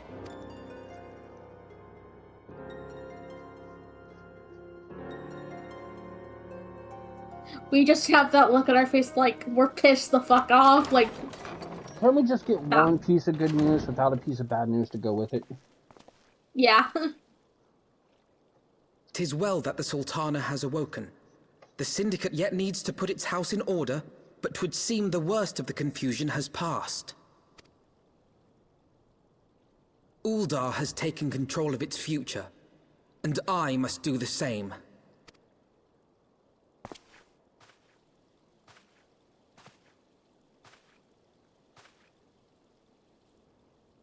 I have decided to disband the Crystal Braves. Among the recruits, there were those who supported our Order's goals and convictions with all sincerity. 'Tis my hope that these loyal men and women will choose to remain our allies in the battles to come. As for those who sided with the traitor, Ilberd, they shall be hunted down and held to account for their crimes. It is my earnest hope that they will surrender themselves peaceably when the time comes, though I think it unlikely. Ah, my all-conquering Crystal Braves. The model army meant to pave the way for a single unified Grand Company of Eorzea. That so high an ideal should be brought so low. I need not tell you how deeply the betrayal stung me. Yet I see now that it was mine own naivety and pride which allowed the Braves to fall prey to corruption. As ever, it is to your own shining example that I turn for inspiration. Like you, I mean to stand firm in the face of hardship and give mine all for the cause. Let us resume the search for our missing comrades, that we might come together to shine the light of dawn across the realm once more. The role of Crystal Brave Commander suited me ill, and I shall play it no longer. Henceforth, I shall be no more or less than Alphino, proud member of the Scions. Good boy.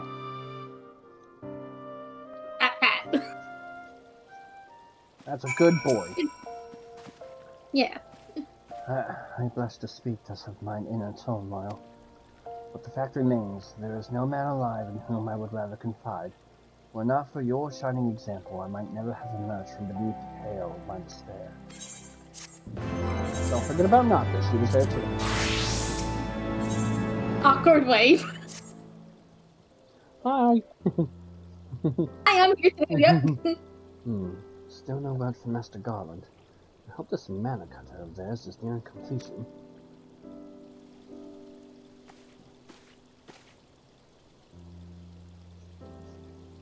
I am assured that Her Grace will make a full recovery. And Ula too shall flourish once more. General Raban and his colleagues have matters well in hand, I believe. Lady Udiri, a question, if I may. I believe your people have been keeping a close watch on the Crystal Braves.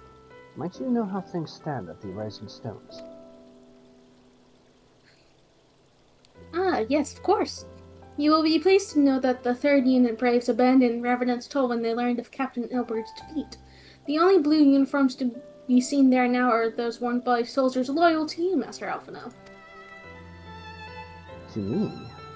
I see. I am grateful to hear that at least some of our members were true to their oaths. Ere we return to Ishgard, I must go to the Rising Stones and thank these stalwarts for their service. It shall be my final act as a Crystal Brave commander. Will you join me, Hafta and Strife? You were there at the company's inception, so it's only fitting that you be present at its end. And I would appreciate the support. Sure. Yeah. I'm going no as problem. white med, so I'll throw you a couple of Medica if it gets really bad. I'm spamming Medica anyway. 2 more donuts. Mm-hmm.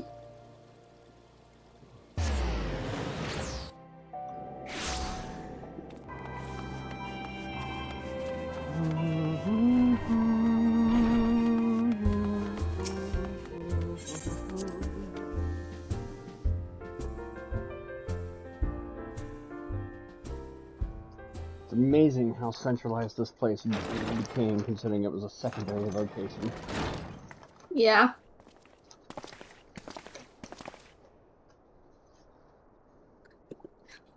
Commander! You're alive! On Strife and not the do. I knew you'd scrape through.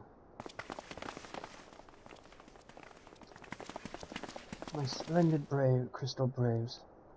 I have wronged you, all of you. My promises of glory and salvation have brought you naught but blood and betrayal. You'll not hear us complaining. 'Twas a sight messier than expected, aye, but we were still fighting for the freedom of all, just like we saw. Ain't I right, mates? Aye! Hi!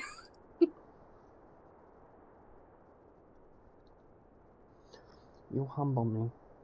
I'm truly blessed to have such steadfast comrades. It is with the most profound regret, then, that I must... That's enough. That's enough of that, Commander. We know what you've in mind to say, and we ain't having none of it. We talked it over, see, and we all agreed. You can take our uniforms and strip us of our ranks, but we won't be no less of a company. But the Crystal Braves... The Crystal Braves may be finished, but the ideals upon which the company was founded live on. They bind us to each other and to you. Commander, Alphina, our minds are made up, so you may as well get used to it. Let us help the Scions. Let us help you find Ophelia and the others.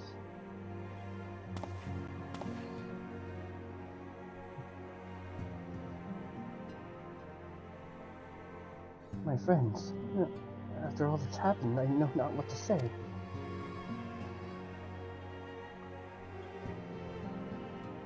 Oh, Alfie.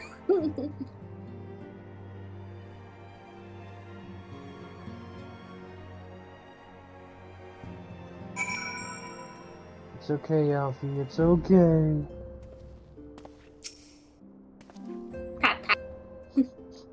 Pray excuse me, I thought my tea is spent. My grandfather used to say that one could measure a man by the constancy of his comrades. Mayhap I am the exception which proves the rule. Nay, do not protest. I know that I am not worthy of their loyalty, Malcolm. But a Staliac is my witness. I shall do everything in my power to earn it.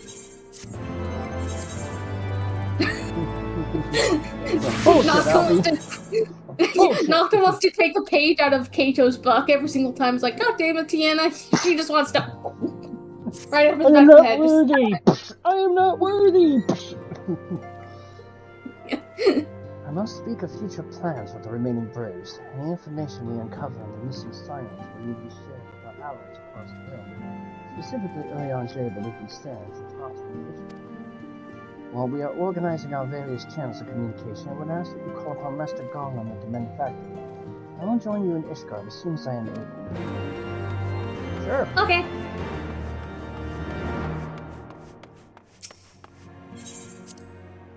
Step outside.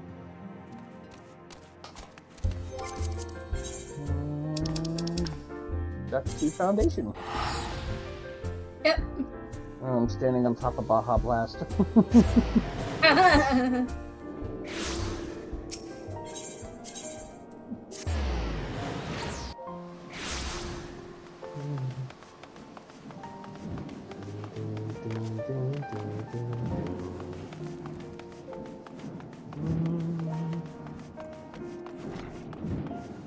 I said.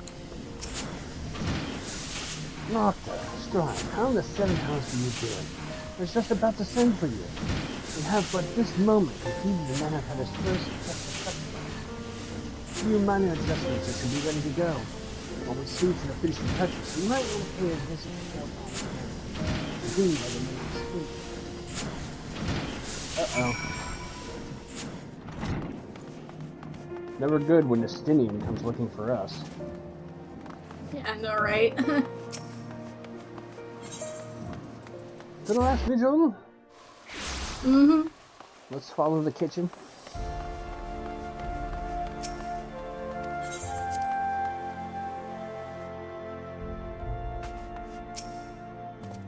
Thanks, Dinian. You have fulfilled your obligations to the Yuldans, then. Mistress Tatcher has been keeping me appraised of the situation. Once I learned that these mana cutters of Master Garland's were nearing completion, I saw no reason to tarry in the mist. For the present, Nidhogg seems content to remain in the area, plotting his revenge. Might not this be an apt moment to unfold our plans to Sir Aery? I think we have kept him in the dark long enough. You right. Yep.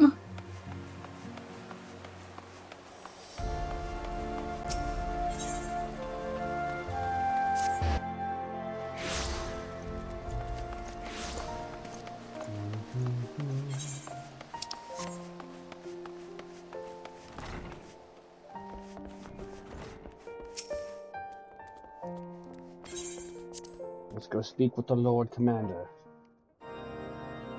Lucia!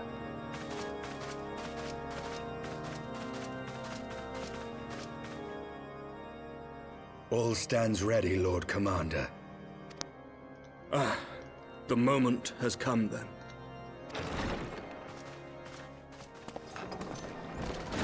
Pray excuse my lateness. I paid a brief visit to the workshop to inquire about the mana cutters. The engineers assure me that they're ready. Congrats on first Odin. Welcome in. Hello. The Aery is now but a short flight away. Yet what a long and winding path we took to reach this point. Were it not for Master Alphinaud's proposal, we never would have attempted to parley with the dragons. Though our negotiations yielded little, our expedition with Lady Isar taught us much. You took an unimaginable risk. I could scarce believe the tale Estinian told. Aye. 'Tis true that many of our countrymen would sooner die than join hands with the heretic's mistress. But 'twas through that most unlikely of alliances that we came to speak with Hraesvelgr. A conversation that went rather poorly, as I recall. In this instance, the journey was more important than the destination. Had we not slain Nidhogg's consort, Tiamat, and put the Great Worm on his guard, the Dravanians would have arrived at Ishgard's walls long ago. Aye, that they would. Full grateful am I for every hour of respite your actions have afforded us. Thanks to you, our defenses are much improved. 'Tis but a pity they won't be enough. Thus you believe an assault upon the Aery represents the city's best chance of survival. Is that not so, Estinian? I am under no illusions. Nidhogg's might is legendary. But with his eye in my possession, I can stifle his strength at the source. Victory will be hard won, even so. And I shall be glad indeed to have the Warrior of Light at my side. Warriors of Light. You shall have my blade as well. There are more of these mana cutters to be had, yes? Lord Commander, no! Aymeric, no! How can I, a proud knight of Same Ishgard, with stand ya. by and do naught while an outsider risks life and limb for our homeland? I swore an oath to protect this city. Pray leave the slaying of dragons to dragoons, Sir Knight. Your duty to command the city's defense is no less vital.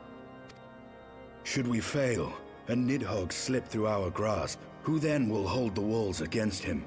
Will you leave Ishgard in the hands of the Holy Sea's zealots? There are others. Who but you has the authority and the standing to orchestrate a city-wide defense? I do not, and neither does the Warrior of Light. That is why it is our place to fight, and yours to remain here, Lord Commander. What? You too, Master Alphino? By the Fury! You have shown some promise, but this adversary is far beyond your skills.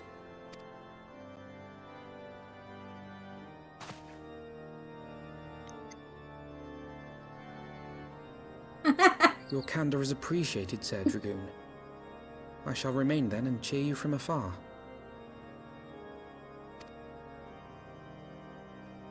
Well, my friend, would seem I have discouraged the last of the volunteers, and claimed the task as ours alone. But if any alive can best this worm, 'tis surely we too. Say hello? Or nod? Nod.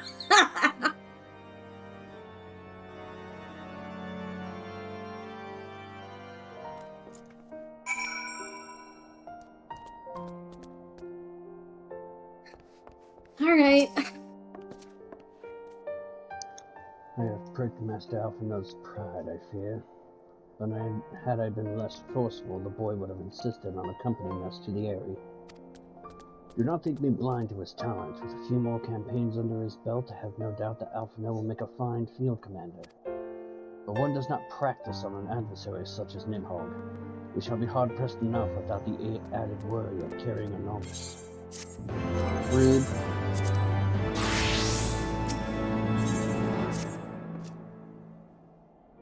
We have tarried long enough. Let us call upon Master Garland and take possession of the mana cutters.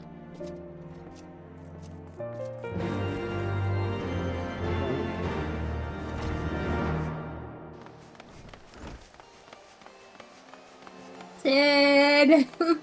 Give us your mana cutters, please. It's time for the Aery.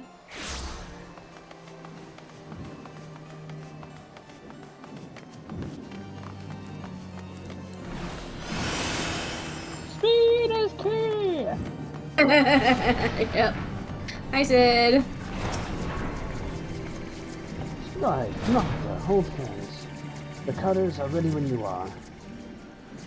The final adjustments cost us a few sleepless nights, but we got there in the end. Which means you can get where you need to go. I tell you, these little moves will pass through the window like a salute will be honest to you.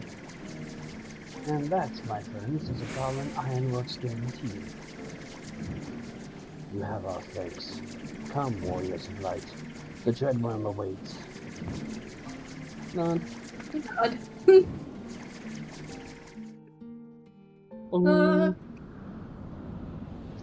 Yep. Boom.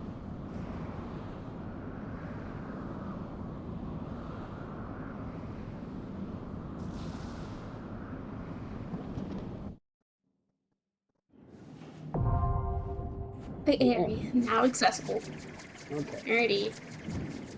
I feel like this will be a quick opportunity for a quick BRB before we queue into this.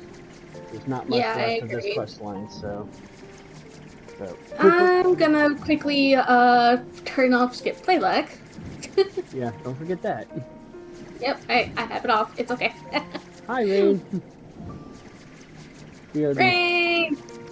Yeah, we're being BRB right now, so BRB.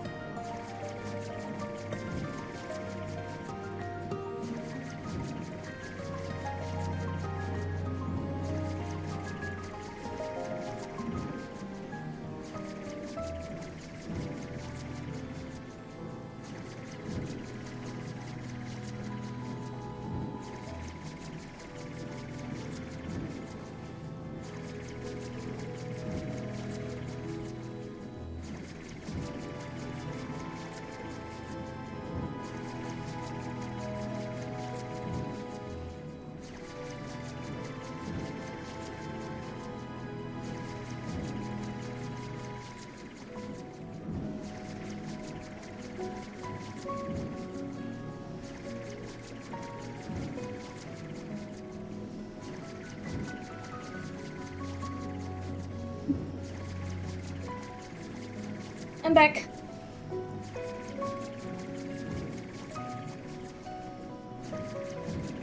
I have returned.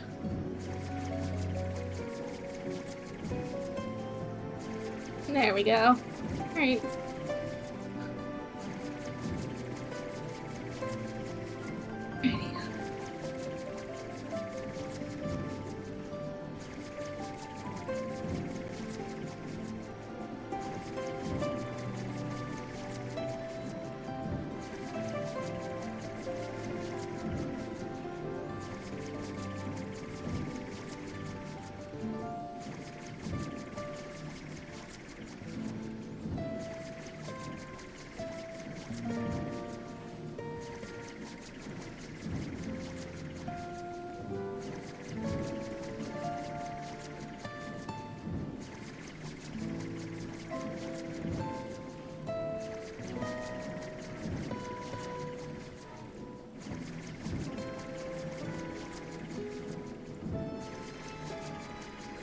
using this time to just... Thank you, Rain. Took the moment to get another drink, get a snack, etc. My mom is making chocolate chip cookies, so I'm gonna be enjoying those later.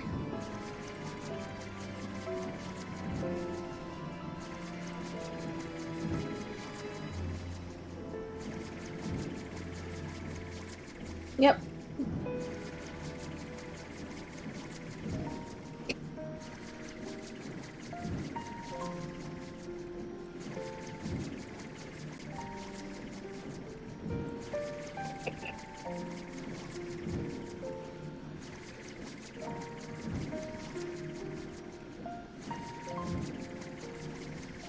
I have returned. Welcome back. And thank you for the watch streak, Strawberry.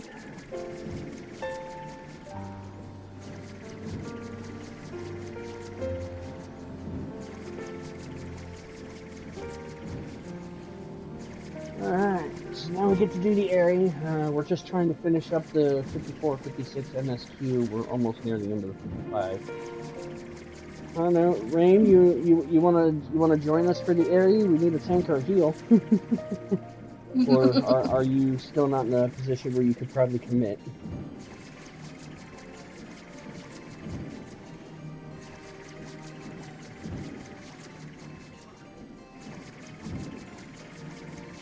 Eating at present. Well, we're not asking you to get in chat. Alright. Alright, we'll queue it up and see what happens.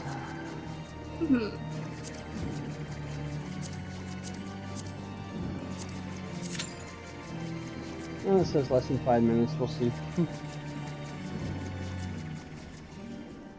I still feel like we'd have better queue times with Heavensward dungeons than we did with ARR dungeons. Oh yeah, for sure.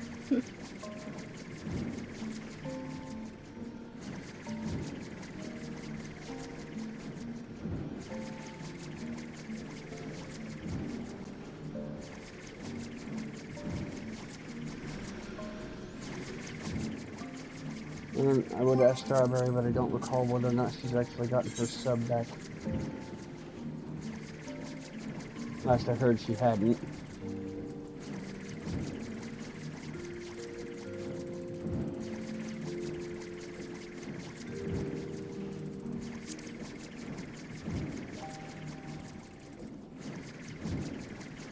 Hello, Zyla.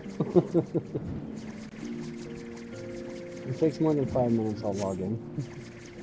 No, we're already a minute in. It'd almost be a good idea to start logging in.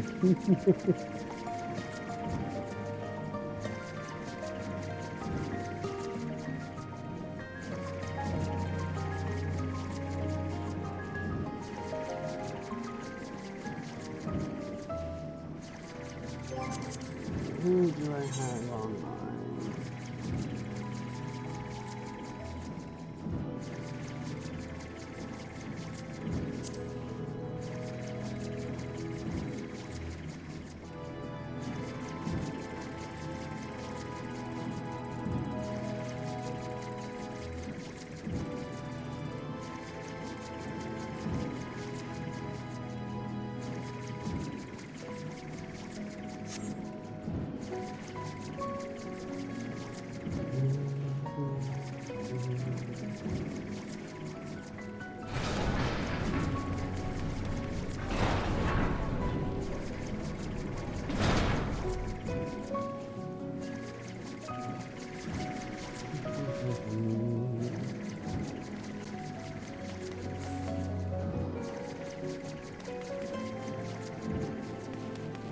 They'll just check this out. I'm not sure how to feel about that.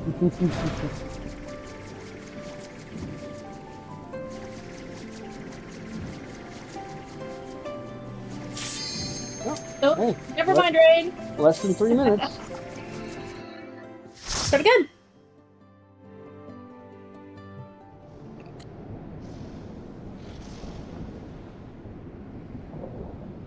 I still feel like I need to do a run of this with the trust systems just to rework it.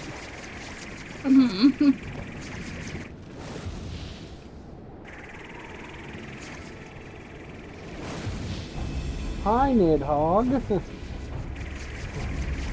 Hey, buddy. Would you believe it returned to talk? I guess not.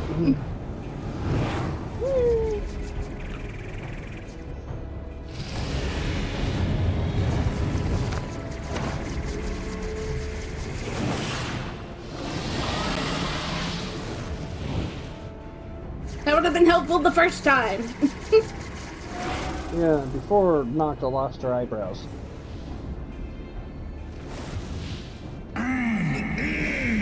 Wicked mortal, I shall melt your flesh and turn your bones to ash.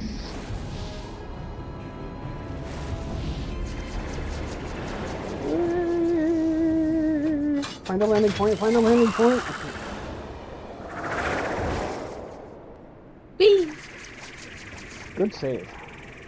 You can land right there. Hence the dungeon start. Yep, and there's where they added Estinian returning to us.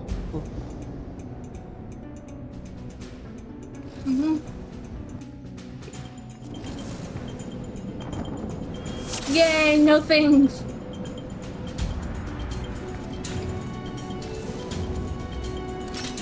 I'm okay, take. Alright.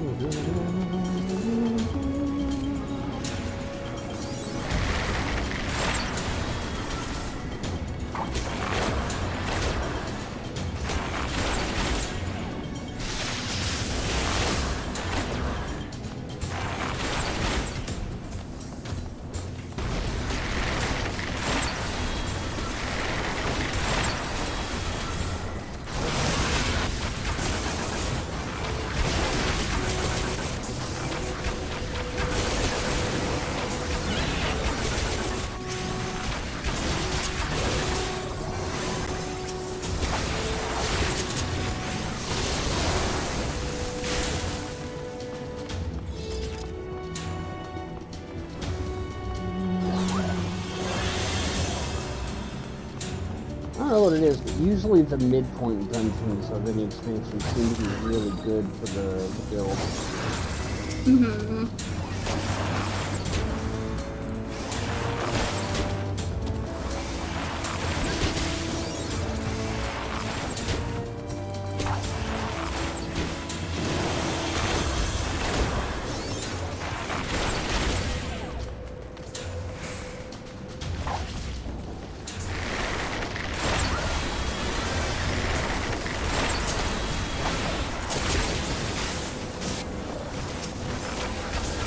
Just in time. It went off immediately after we moved.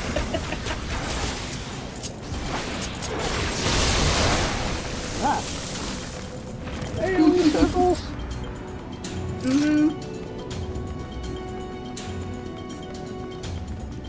The radioactive.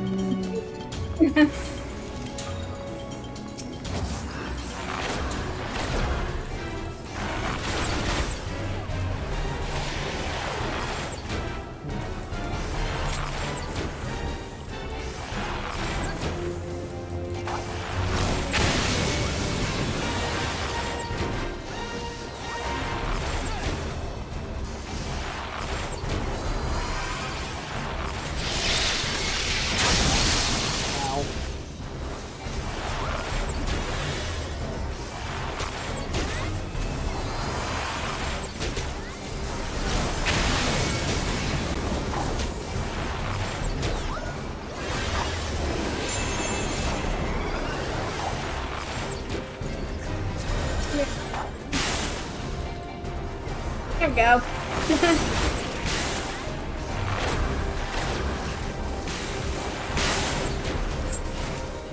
I was just like, please give me the tether. I know what to do with it.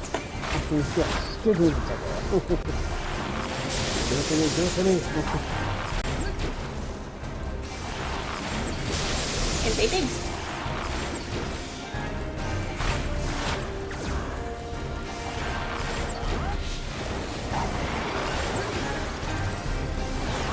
Now it's time to save. No, it's healer. And we're just gonna stand there and take it. Yeah. That must have hurt.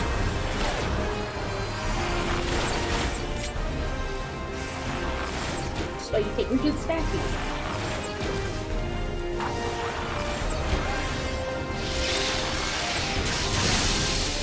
Ow.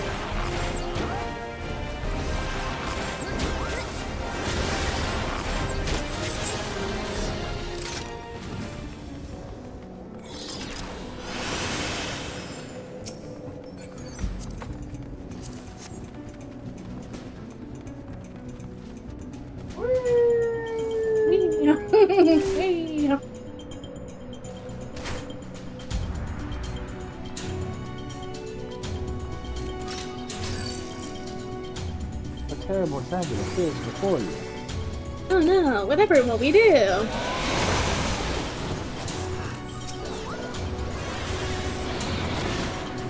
Remember when there used to be sleeping dragons here? Mm-hmm.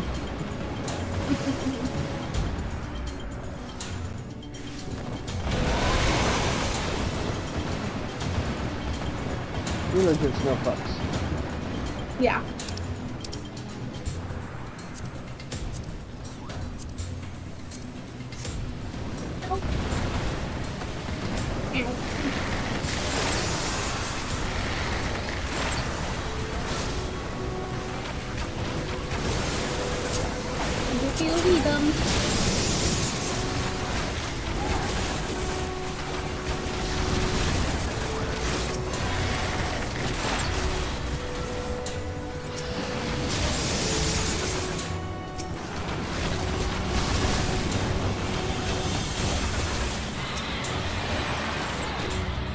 There we go. It's a little painful at first. Yeah. Just a little bit. Most big pulls are painful at first.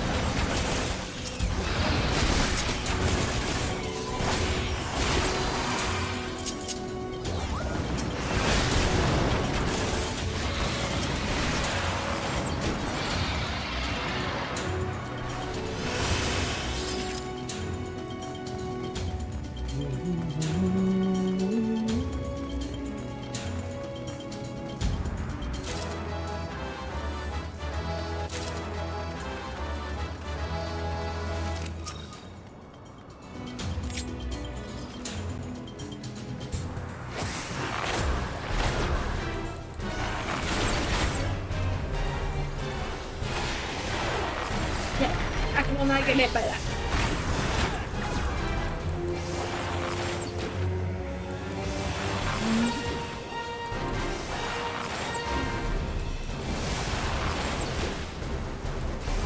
Beep.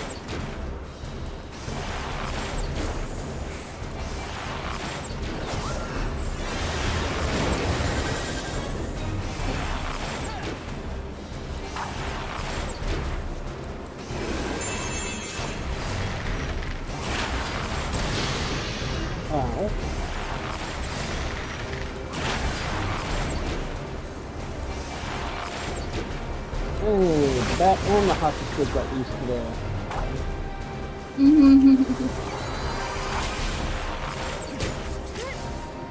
Thank you, wonderful.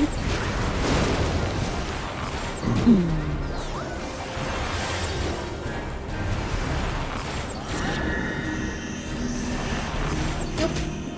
Into the middle!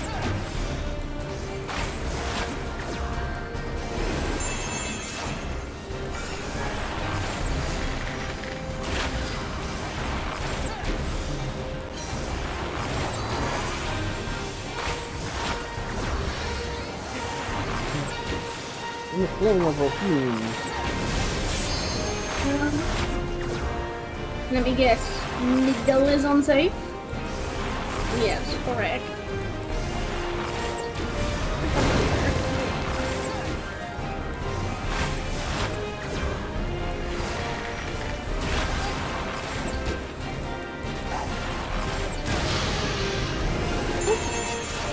That was like half my health bar.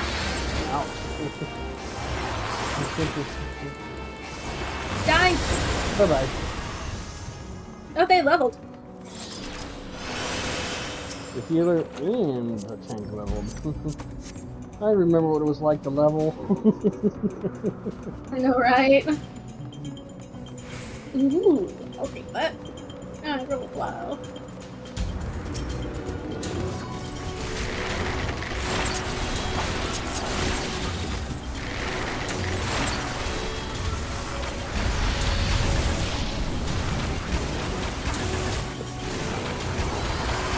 Can't take full the last set. Yeah, unfortunately. Or fortunately, because sometimes those slap really fucking hard. Yeah.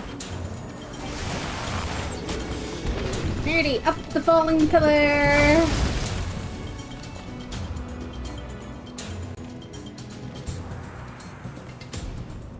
I don't know why that put me into the mindset of secret tunnel.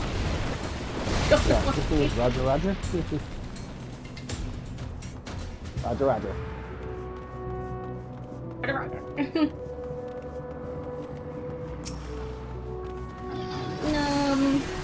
My fire. Yeah, not fire.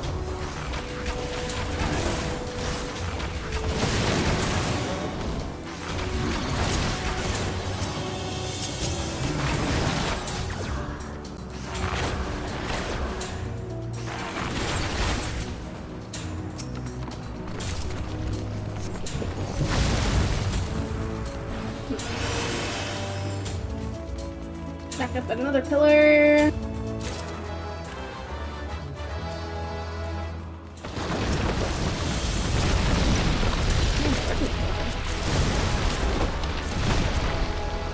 Nah. I'm not a big fan of butchers, though.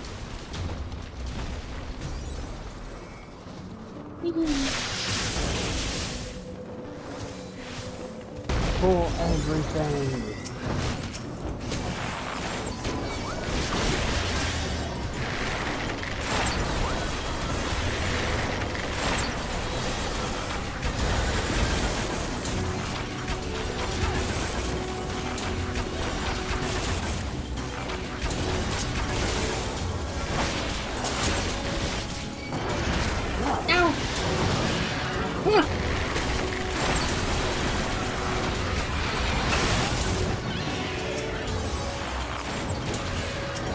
Don't focus the squishy DPS.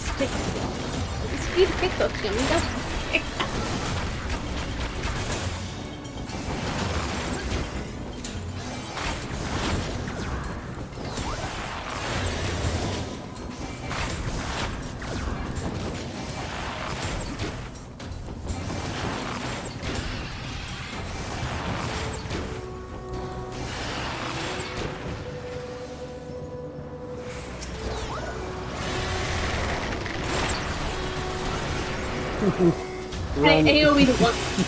Run one reign of death later. Yeah, I know, right?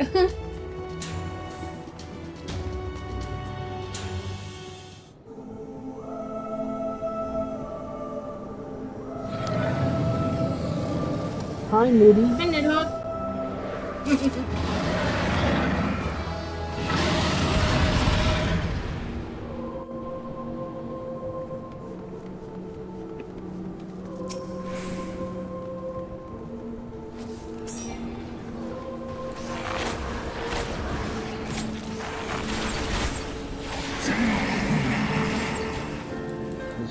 If I remember correctly. Yeah. Huh.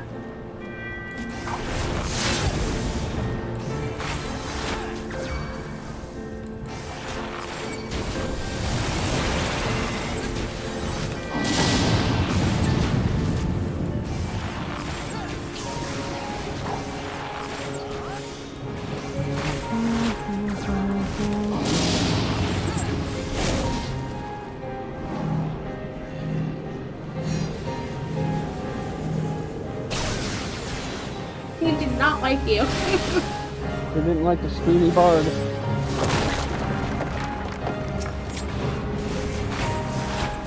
Who will get chosen? Who shall be floating? The healer.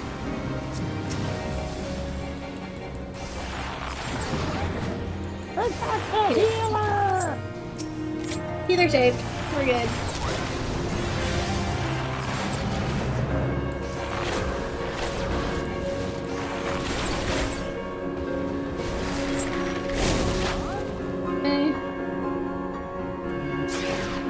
Nerdy! Time to fight ads!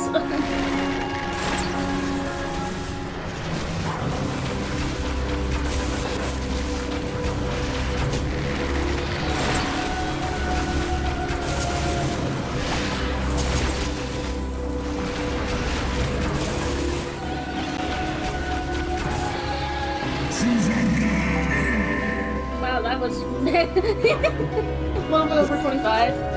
Simple enough. Ow! And that still hurts. Yeah.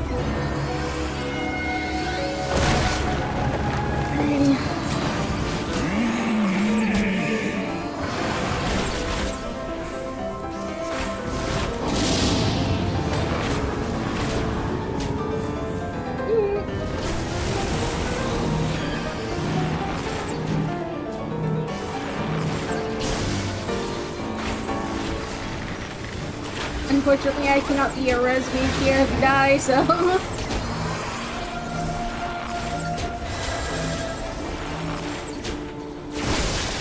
can be a cure.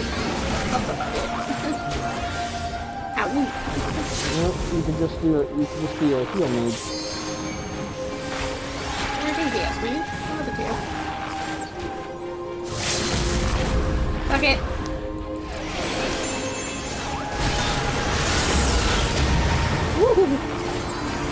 That did a lot. I remember when LBs used to actually do that much damage. Woo! We did it! It knocks off 7% of his HP at LB2. God, man. We're lucky if we get 1% with LB2 now.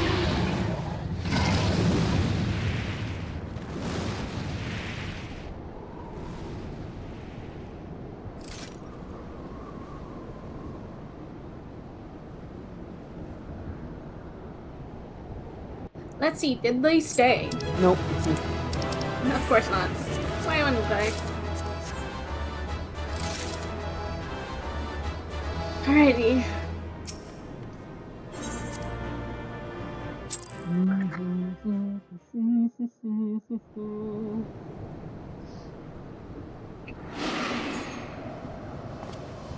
Oh shit, he's back!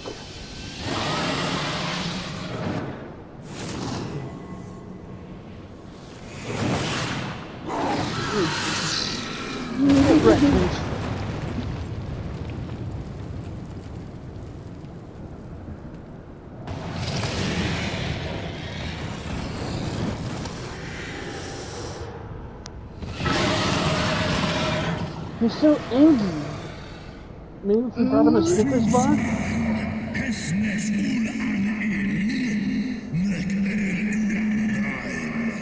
Thou wouldst use mine own eye against me. Time hath thought not to dilute thy kind's depravity.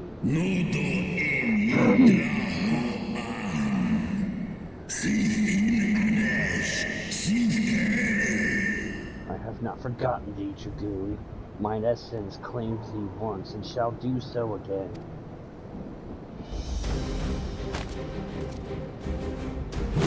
No, Worm! This ends here!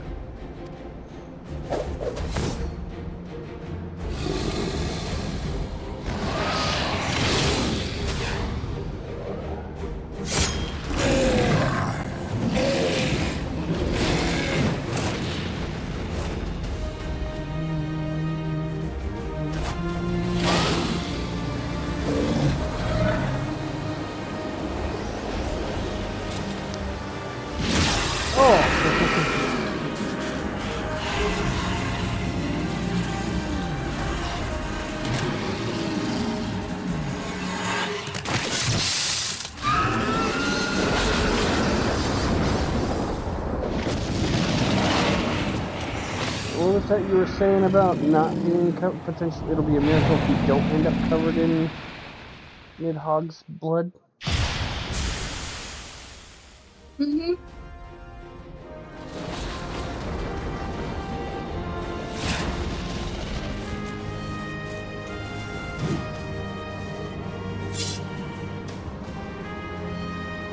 You might want to wash that off, dude.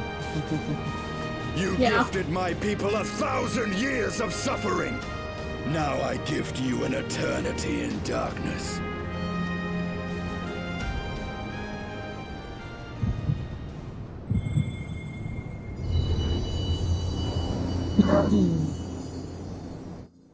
Alright, let's get another crystal back. So if I remember correctly, let's see, so RP related, we got Tyron's and Sandra's crystal back.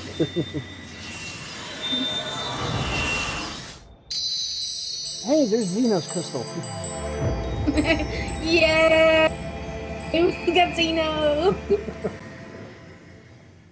We got Xeno's crystal back.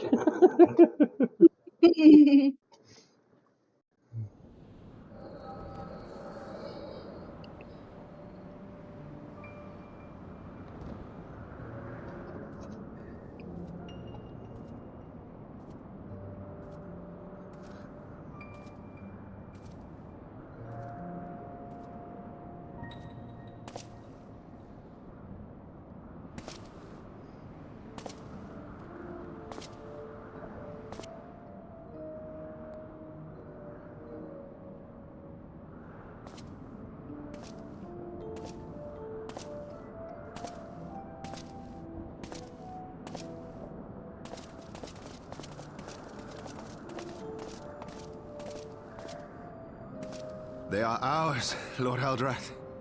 The eyes of Nidhogg.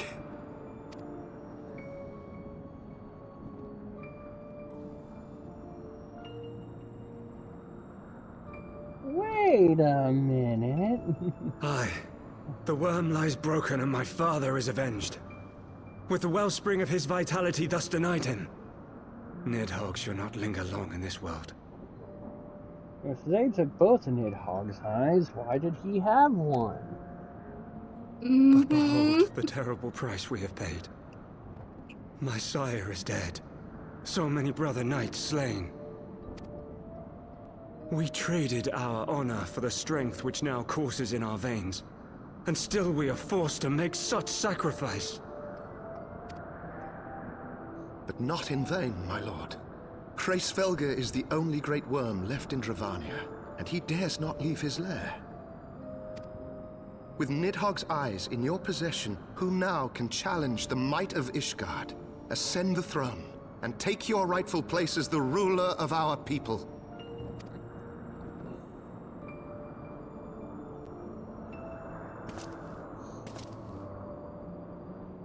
Nay, my friend. I must forsake the mantle of king. Though Nidhogg be defeated, his wormling horde yet darkens the skies with wings beyond counting. As one who partook of Ratatoska's strength, it shall be my penance to bear a knight's arms until death grants me leave to retire. When that day comes, no prince shall perish, but a hell's-bound hunter of dragons. But Lord Haldreth, what then shall become of the royal line? Think of your people, my lord. Without a king, who will the common man turn to in his hour of need? How will he find his way without your benevolent hand to guide him? I thank you, Sir Flavian and Sir Silvertrill, for dispelling my remaining doubts. With men of such wisdom and compassion in service to the realm, it is plain that Ishgard has no need of a king. But if you must bow to the demands of tradition, you need look no further than yourselves for one worthy to wear the crown.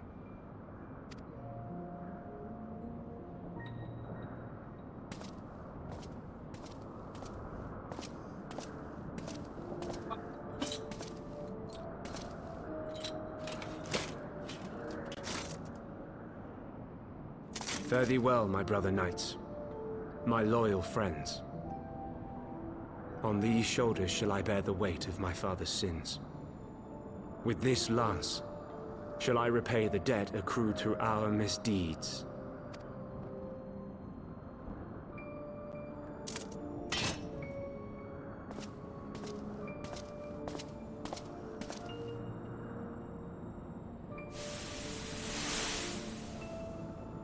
What cruel jest has fate played upon us? Have we seized this desperate victory only to lose a king? We can but act as our lord has bid. We few who remain must divide between us the rulership of Ishgard and her people.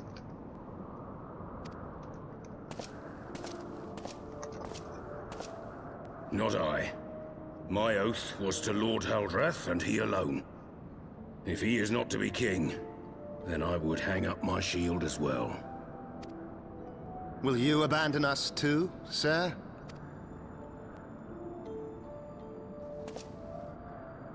I would wash my hands of blood and betrayal, and take up an honest trade.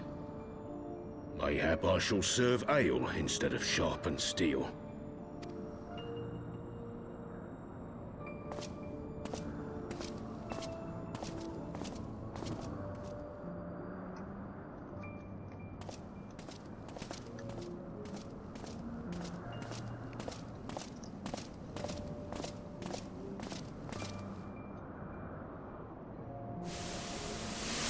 We four, then. Forton, Heilenat, Dyrender, and Zemail. But 4 houses to rule all of Ishgard. And what of the throne? We keep it empty. Until the day a king rises once more. We must assume the role of stewards. We shall shape our nation anew with a history of our own making, and let the truth of this dark day die here, upon the battlefield.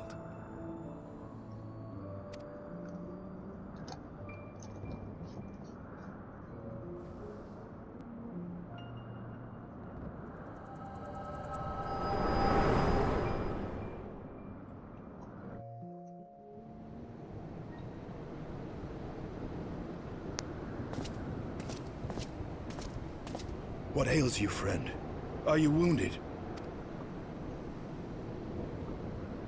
No, I just saw the forming of the 4 high houses. You have borne witness to history. Yep. To the culmination of the first battle with Nidhogg. The legend of Ishgard's founding tells that our ancestors were led to the land of Kurthus by the valiant King Thordan. In the midst of their journey, they came to a wide chasm, where they were set upon by a great worm, Nidhogg. A furious battle then ensued, with Thordan leading the van. Though the brave king was slain defending his people, his son, Haldrath, the first Azure Dragoon, fought on undaunted.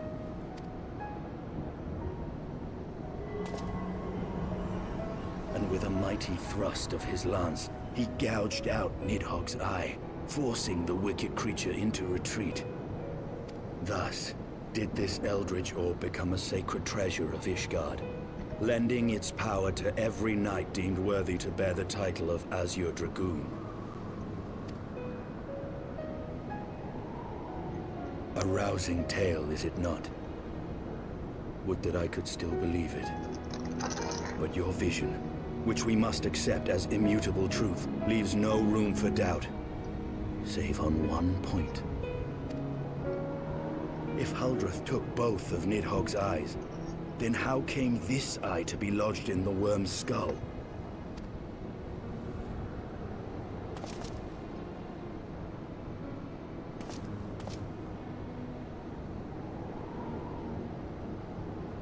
Beneath every answer we unearth, another question lies buried.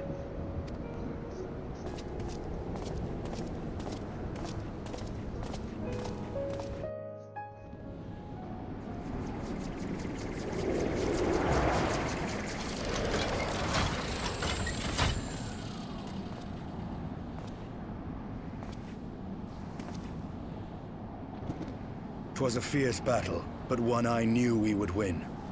Your fame is well-deserved, warrior of light. Full proud am I to have fought at your side. I would fain return with all swiftness to Ishgard to inform the Lord Commander of our triumph.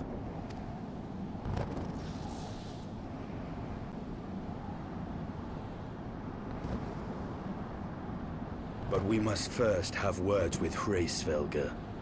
There are parts of this tale that the worm has kept from us, and I would know wherefore.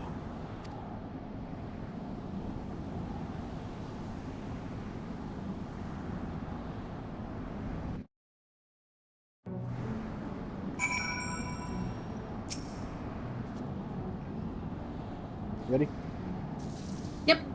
Though Nidhogg has fallen, my heart has met him, and the stain of corruption pleases me not. When all has been put to rest, I must needs forge my own. That you do.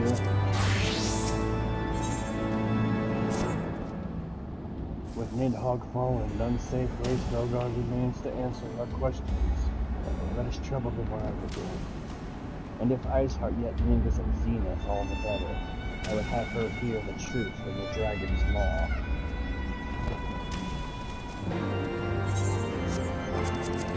Oh, that's easy enough to do. Teleport. I'll just spare us a flight. Yep.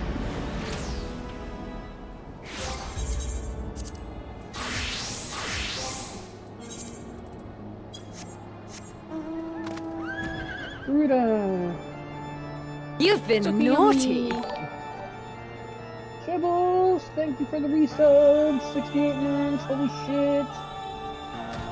We will be doing anime night tonight. We're just trying to finish this up. We're trying to complete the level 55 MSQ, so stay tuned. We'll be done in a moment.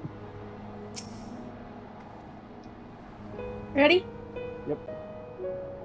'Twas you, was it not? The furious screams the dragons carried far.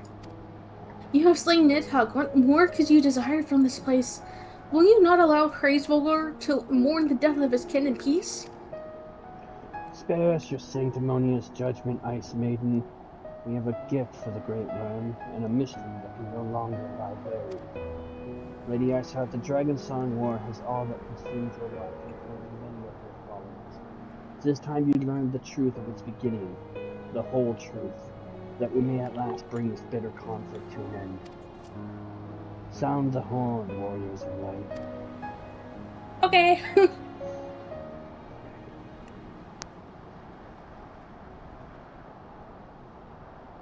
Daddy, don't hit mommy. Daddy, don't hit mommy.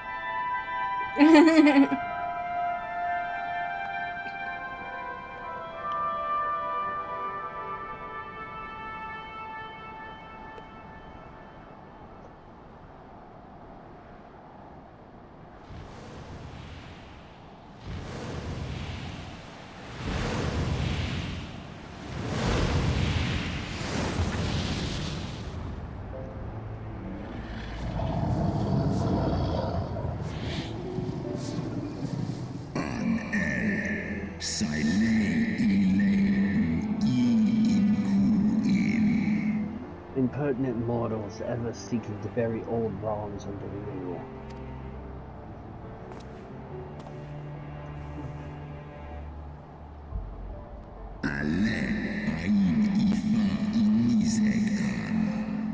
I did sense the moment of Nidhogg's demise. You mean the moment I prized your eye from his head?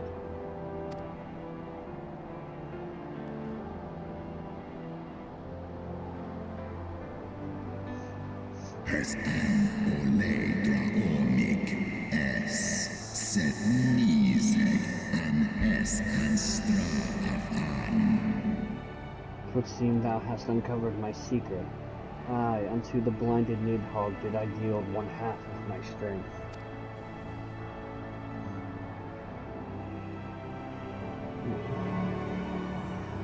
Here, take it back. I don't want your eye.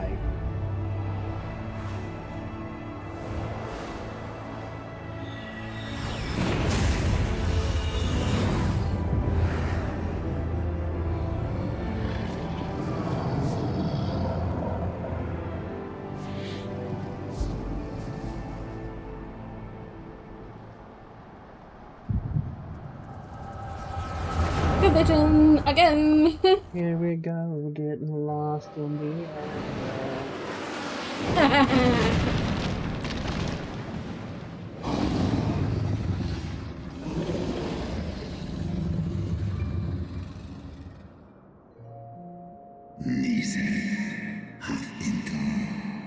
Nidhogg, what hath befallen thee?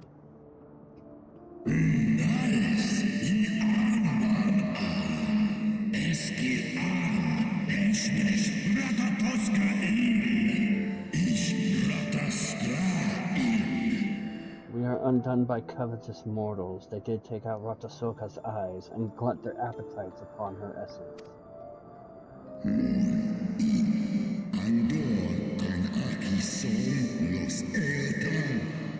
She is slain then? What madness hath unmade our peaceful accord?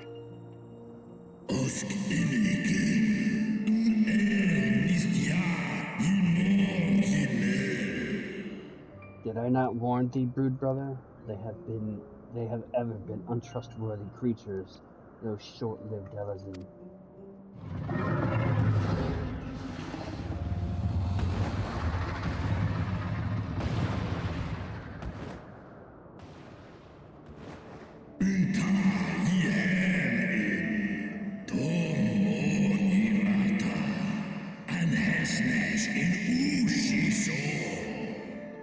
But thou wert enchanted by thy mortal maiden. Thy folly hath cost Ratasoka her life, and me mine eyes.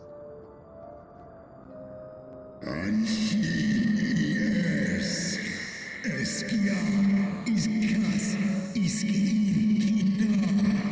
Oh, my beloved Shiva, how swiftly are thy kin made bestial by their appetites. Praise them, Tom Fall Ul and Lace in honest. See. Praise Velgar, 'twas thy blindness that did invite disaster into our lands. Surrender thee and I to me, and let that be thy penance. Listen. Nidhogg. Wafal an, Katen ya Smahe slash wa, Saith an, Yikin an, Ailen an. They bested me once, but I was reckless. I shall need but a single eye to inflict enduring torment upon these traitors and every child of their line. Saith an, Yield to me thy strength, brood brother.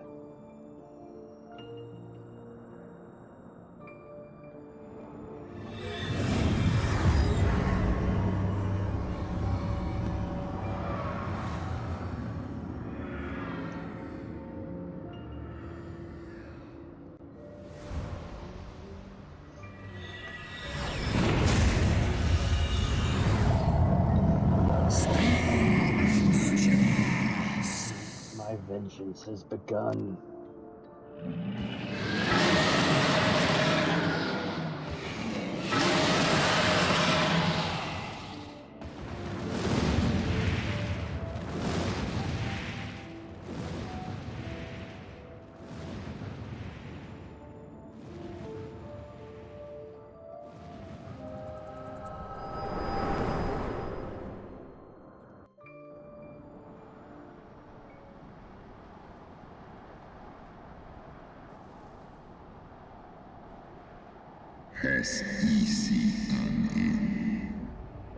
Thou hast borne witness to a scene from my past.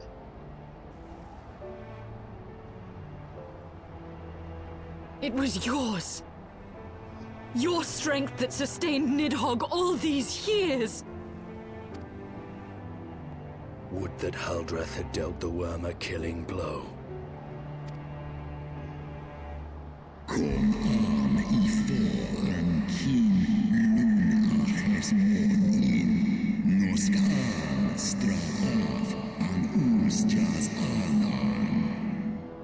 When my brood brother did appear before me, bloody and blinded, his life was all but spent.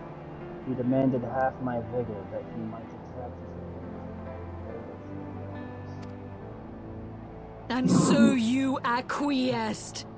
You surrendered your eye to Nidhogg, knowing full well the suffering he would inflict. This one som in The peace my beloved so dearly desired had been shattered by her own king.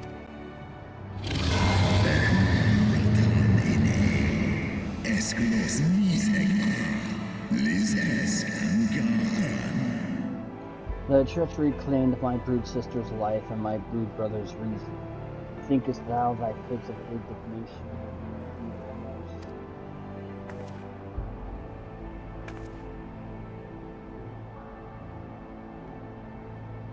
I'm fine. Kolman. Tomlos Ineskla. Go, mortals, take your unruly passions and leave this place. Your presence hath here spelleth naught but misery. Kas ehi hilson. Sekmon inaan. Stray snowfall in Were it not for Shiva's soothing embrace, I would slay you where you stand. Woe betide you should the bond we share ever weaken.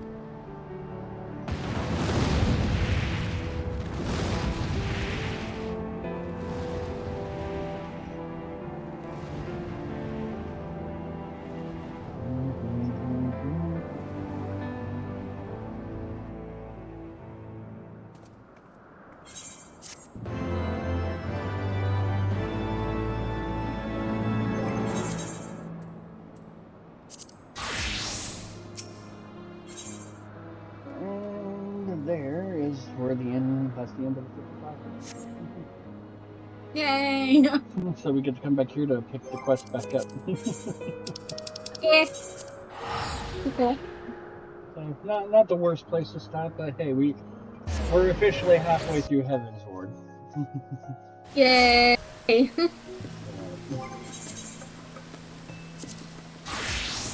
Just gonna suspend that for now.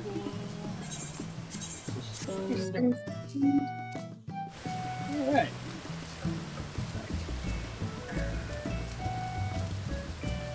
Alrighty, so yeah,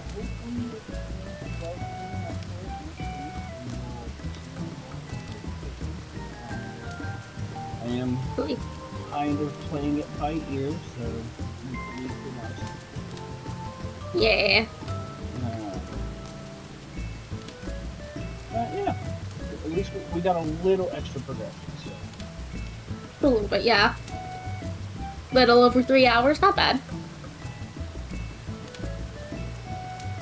Who all is doing the streaming at the moment?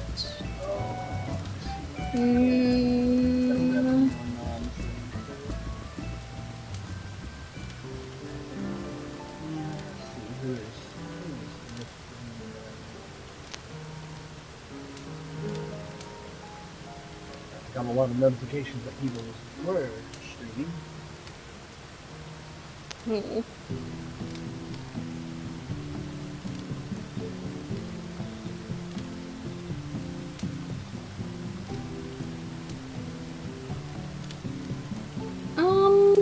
I don't really see anyone that I'm comfortable raiding.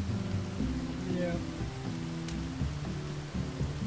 Yeah, I'm not gonna make too big a deal out of it today.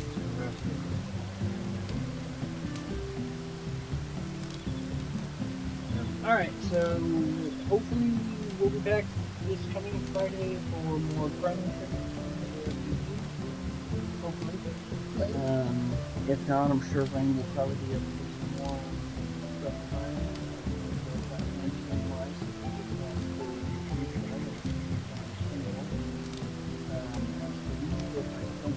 Streaming on Friday with Aery, we're definitely going to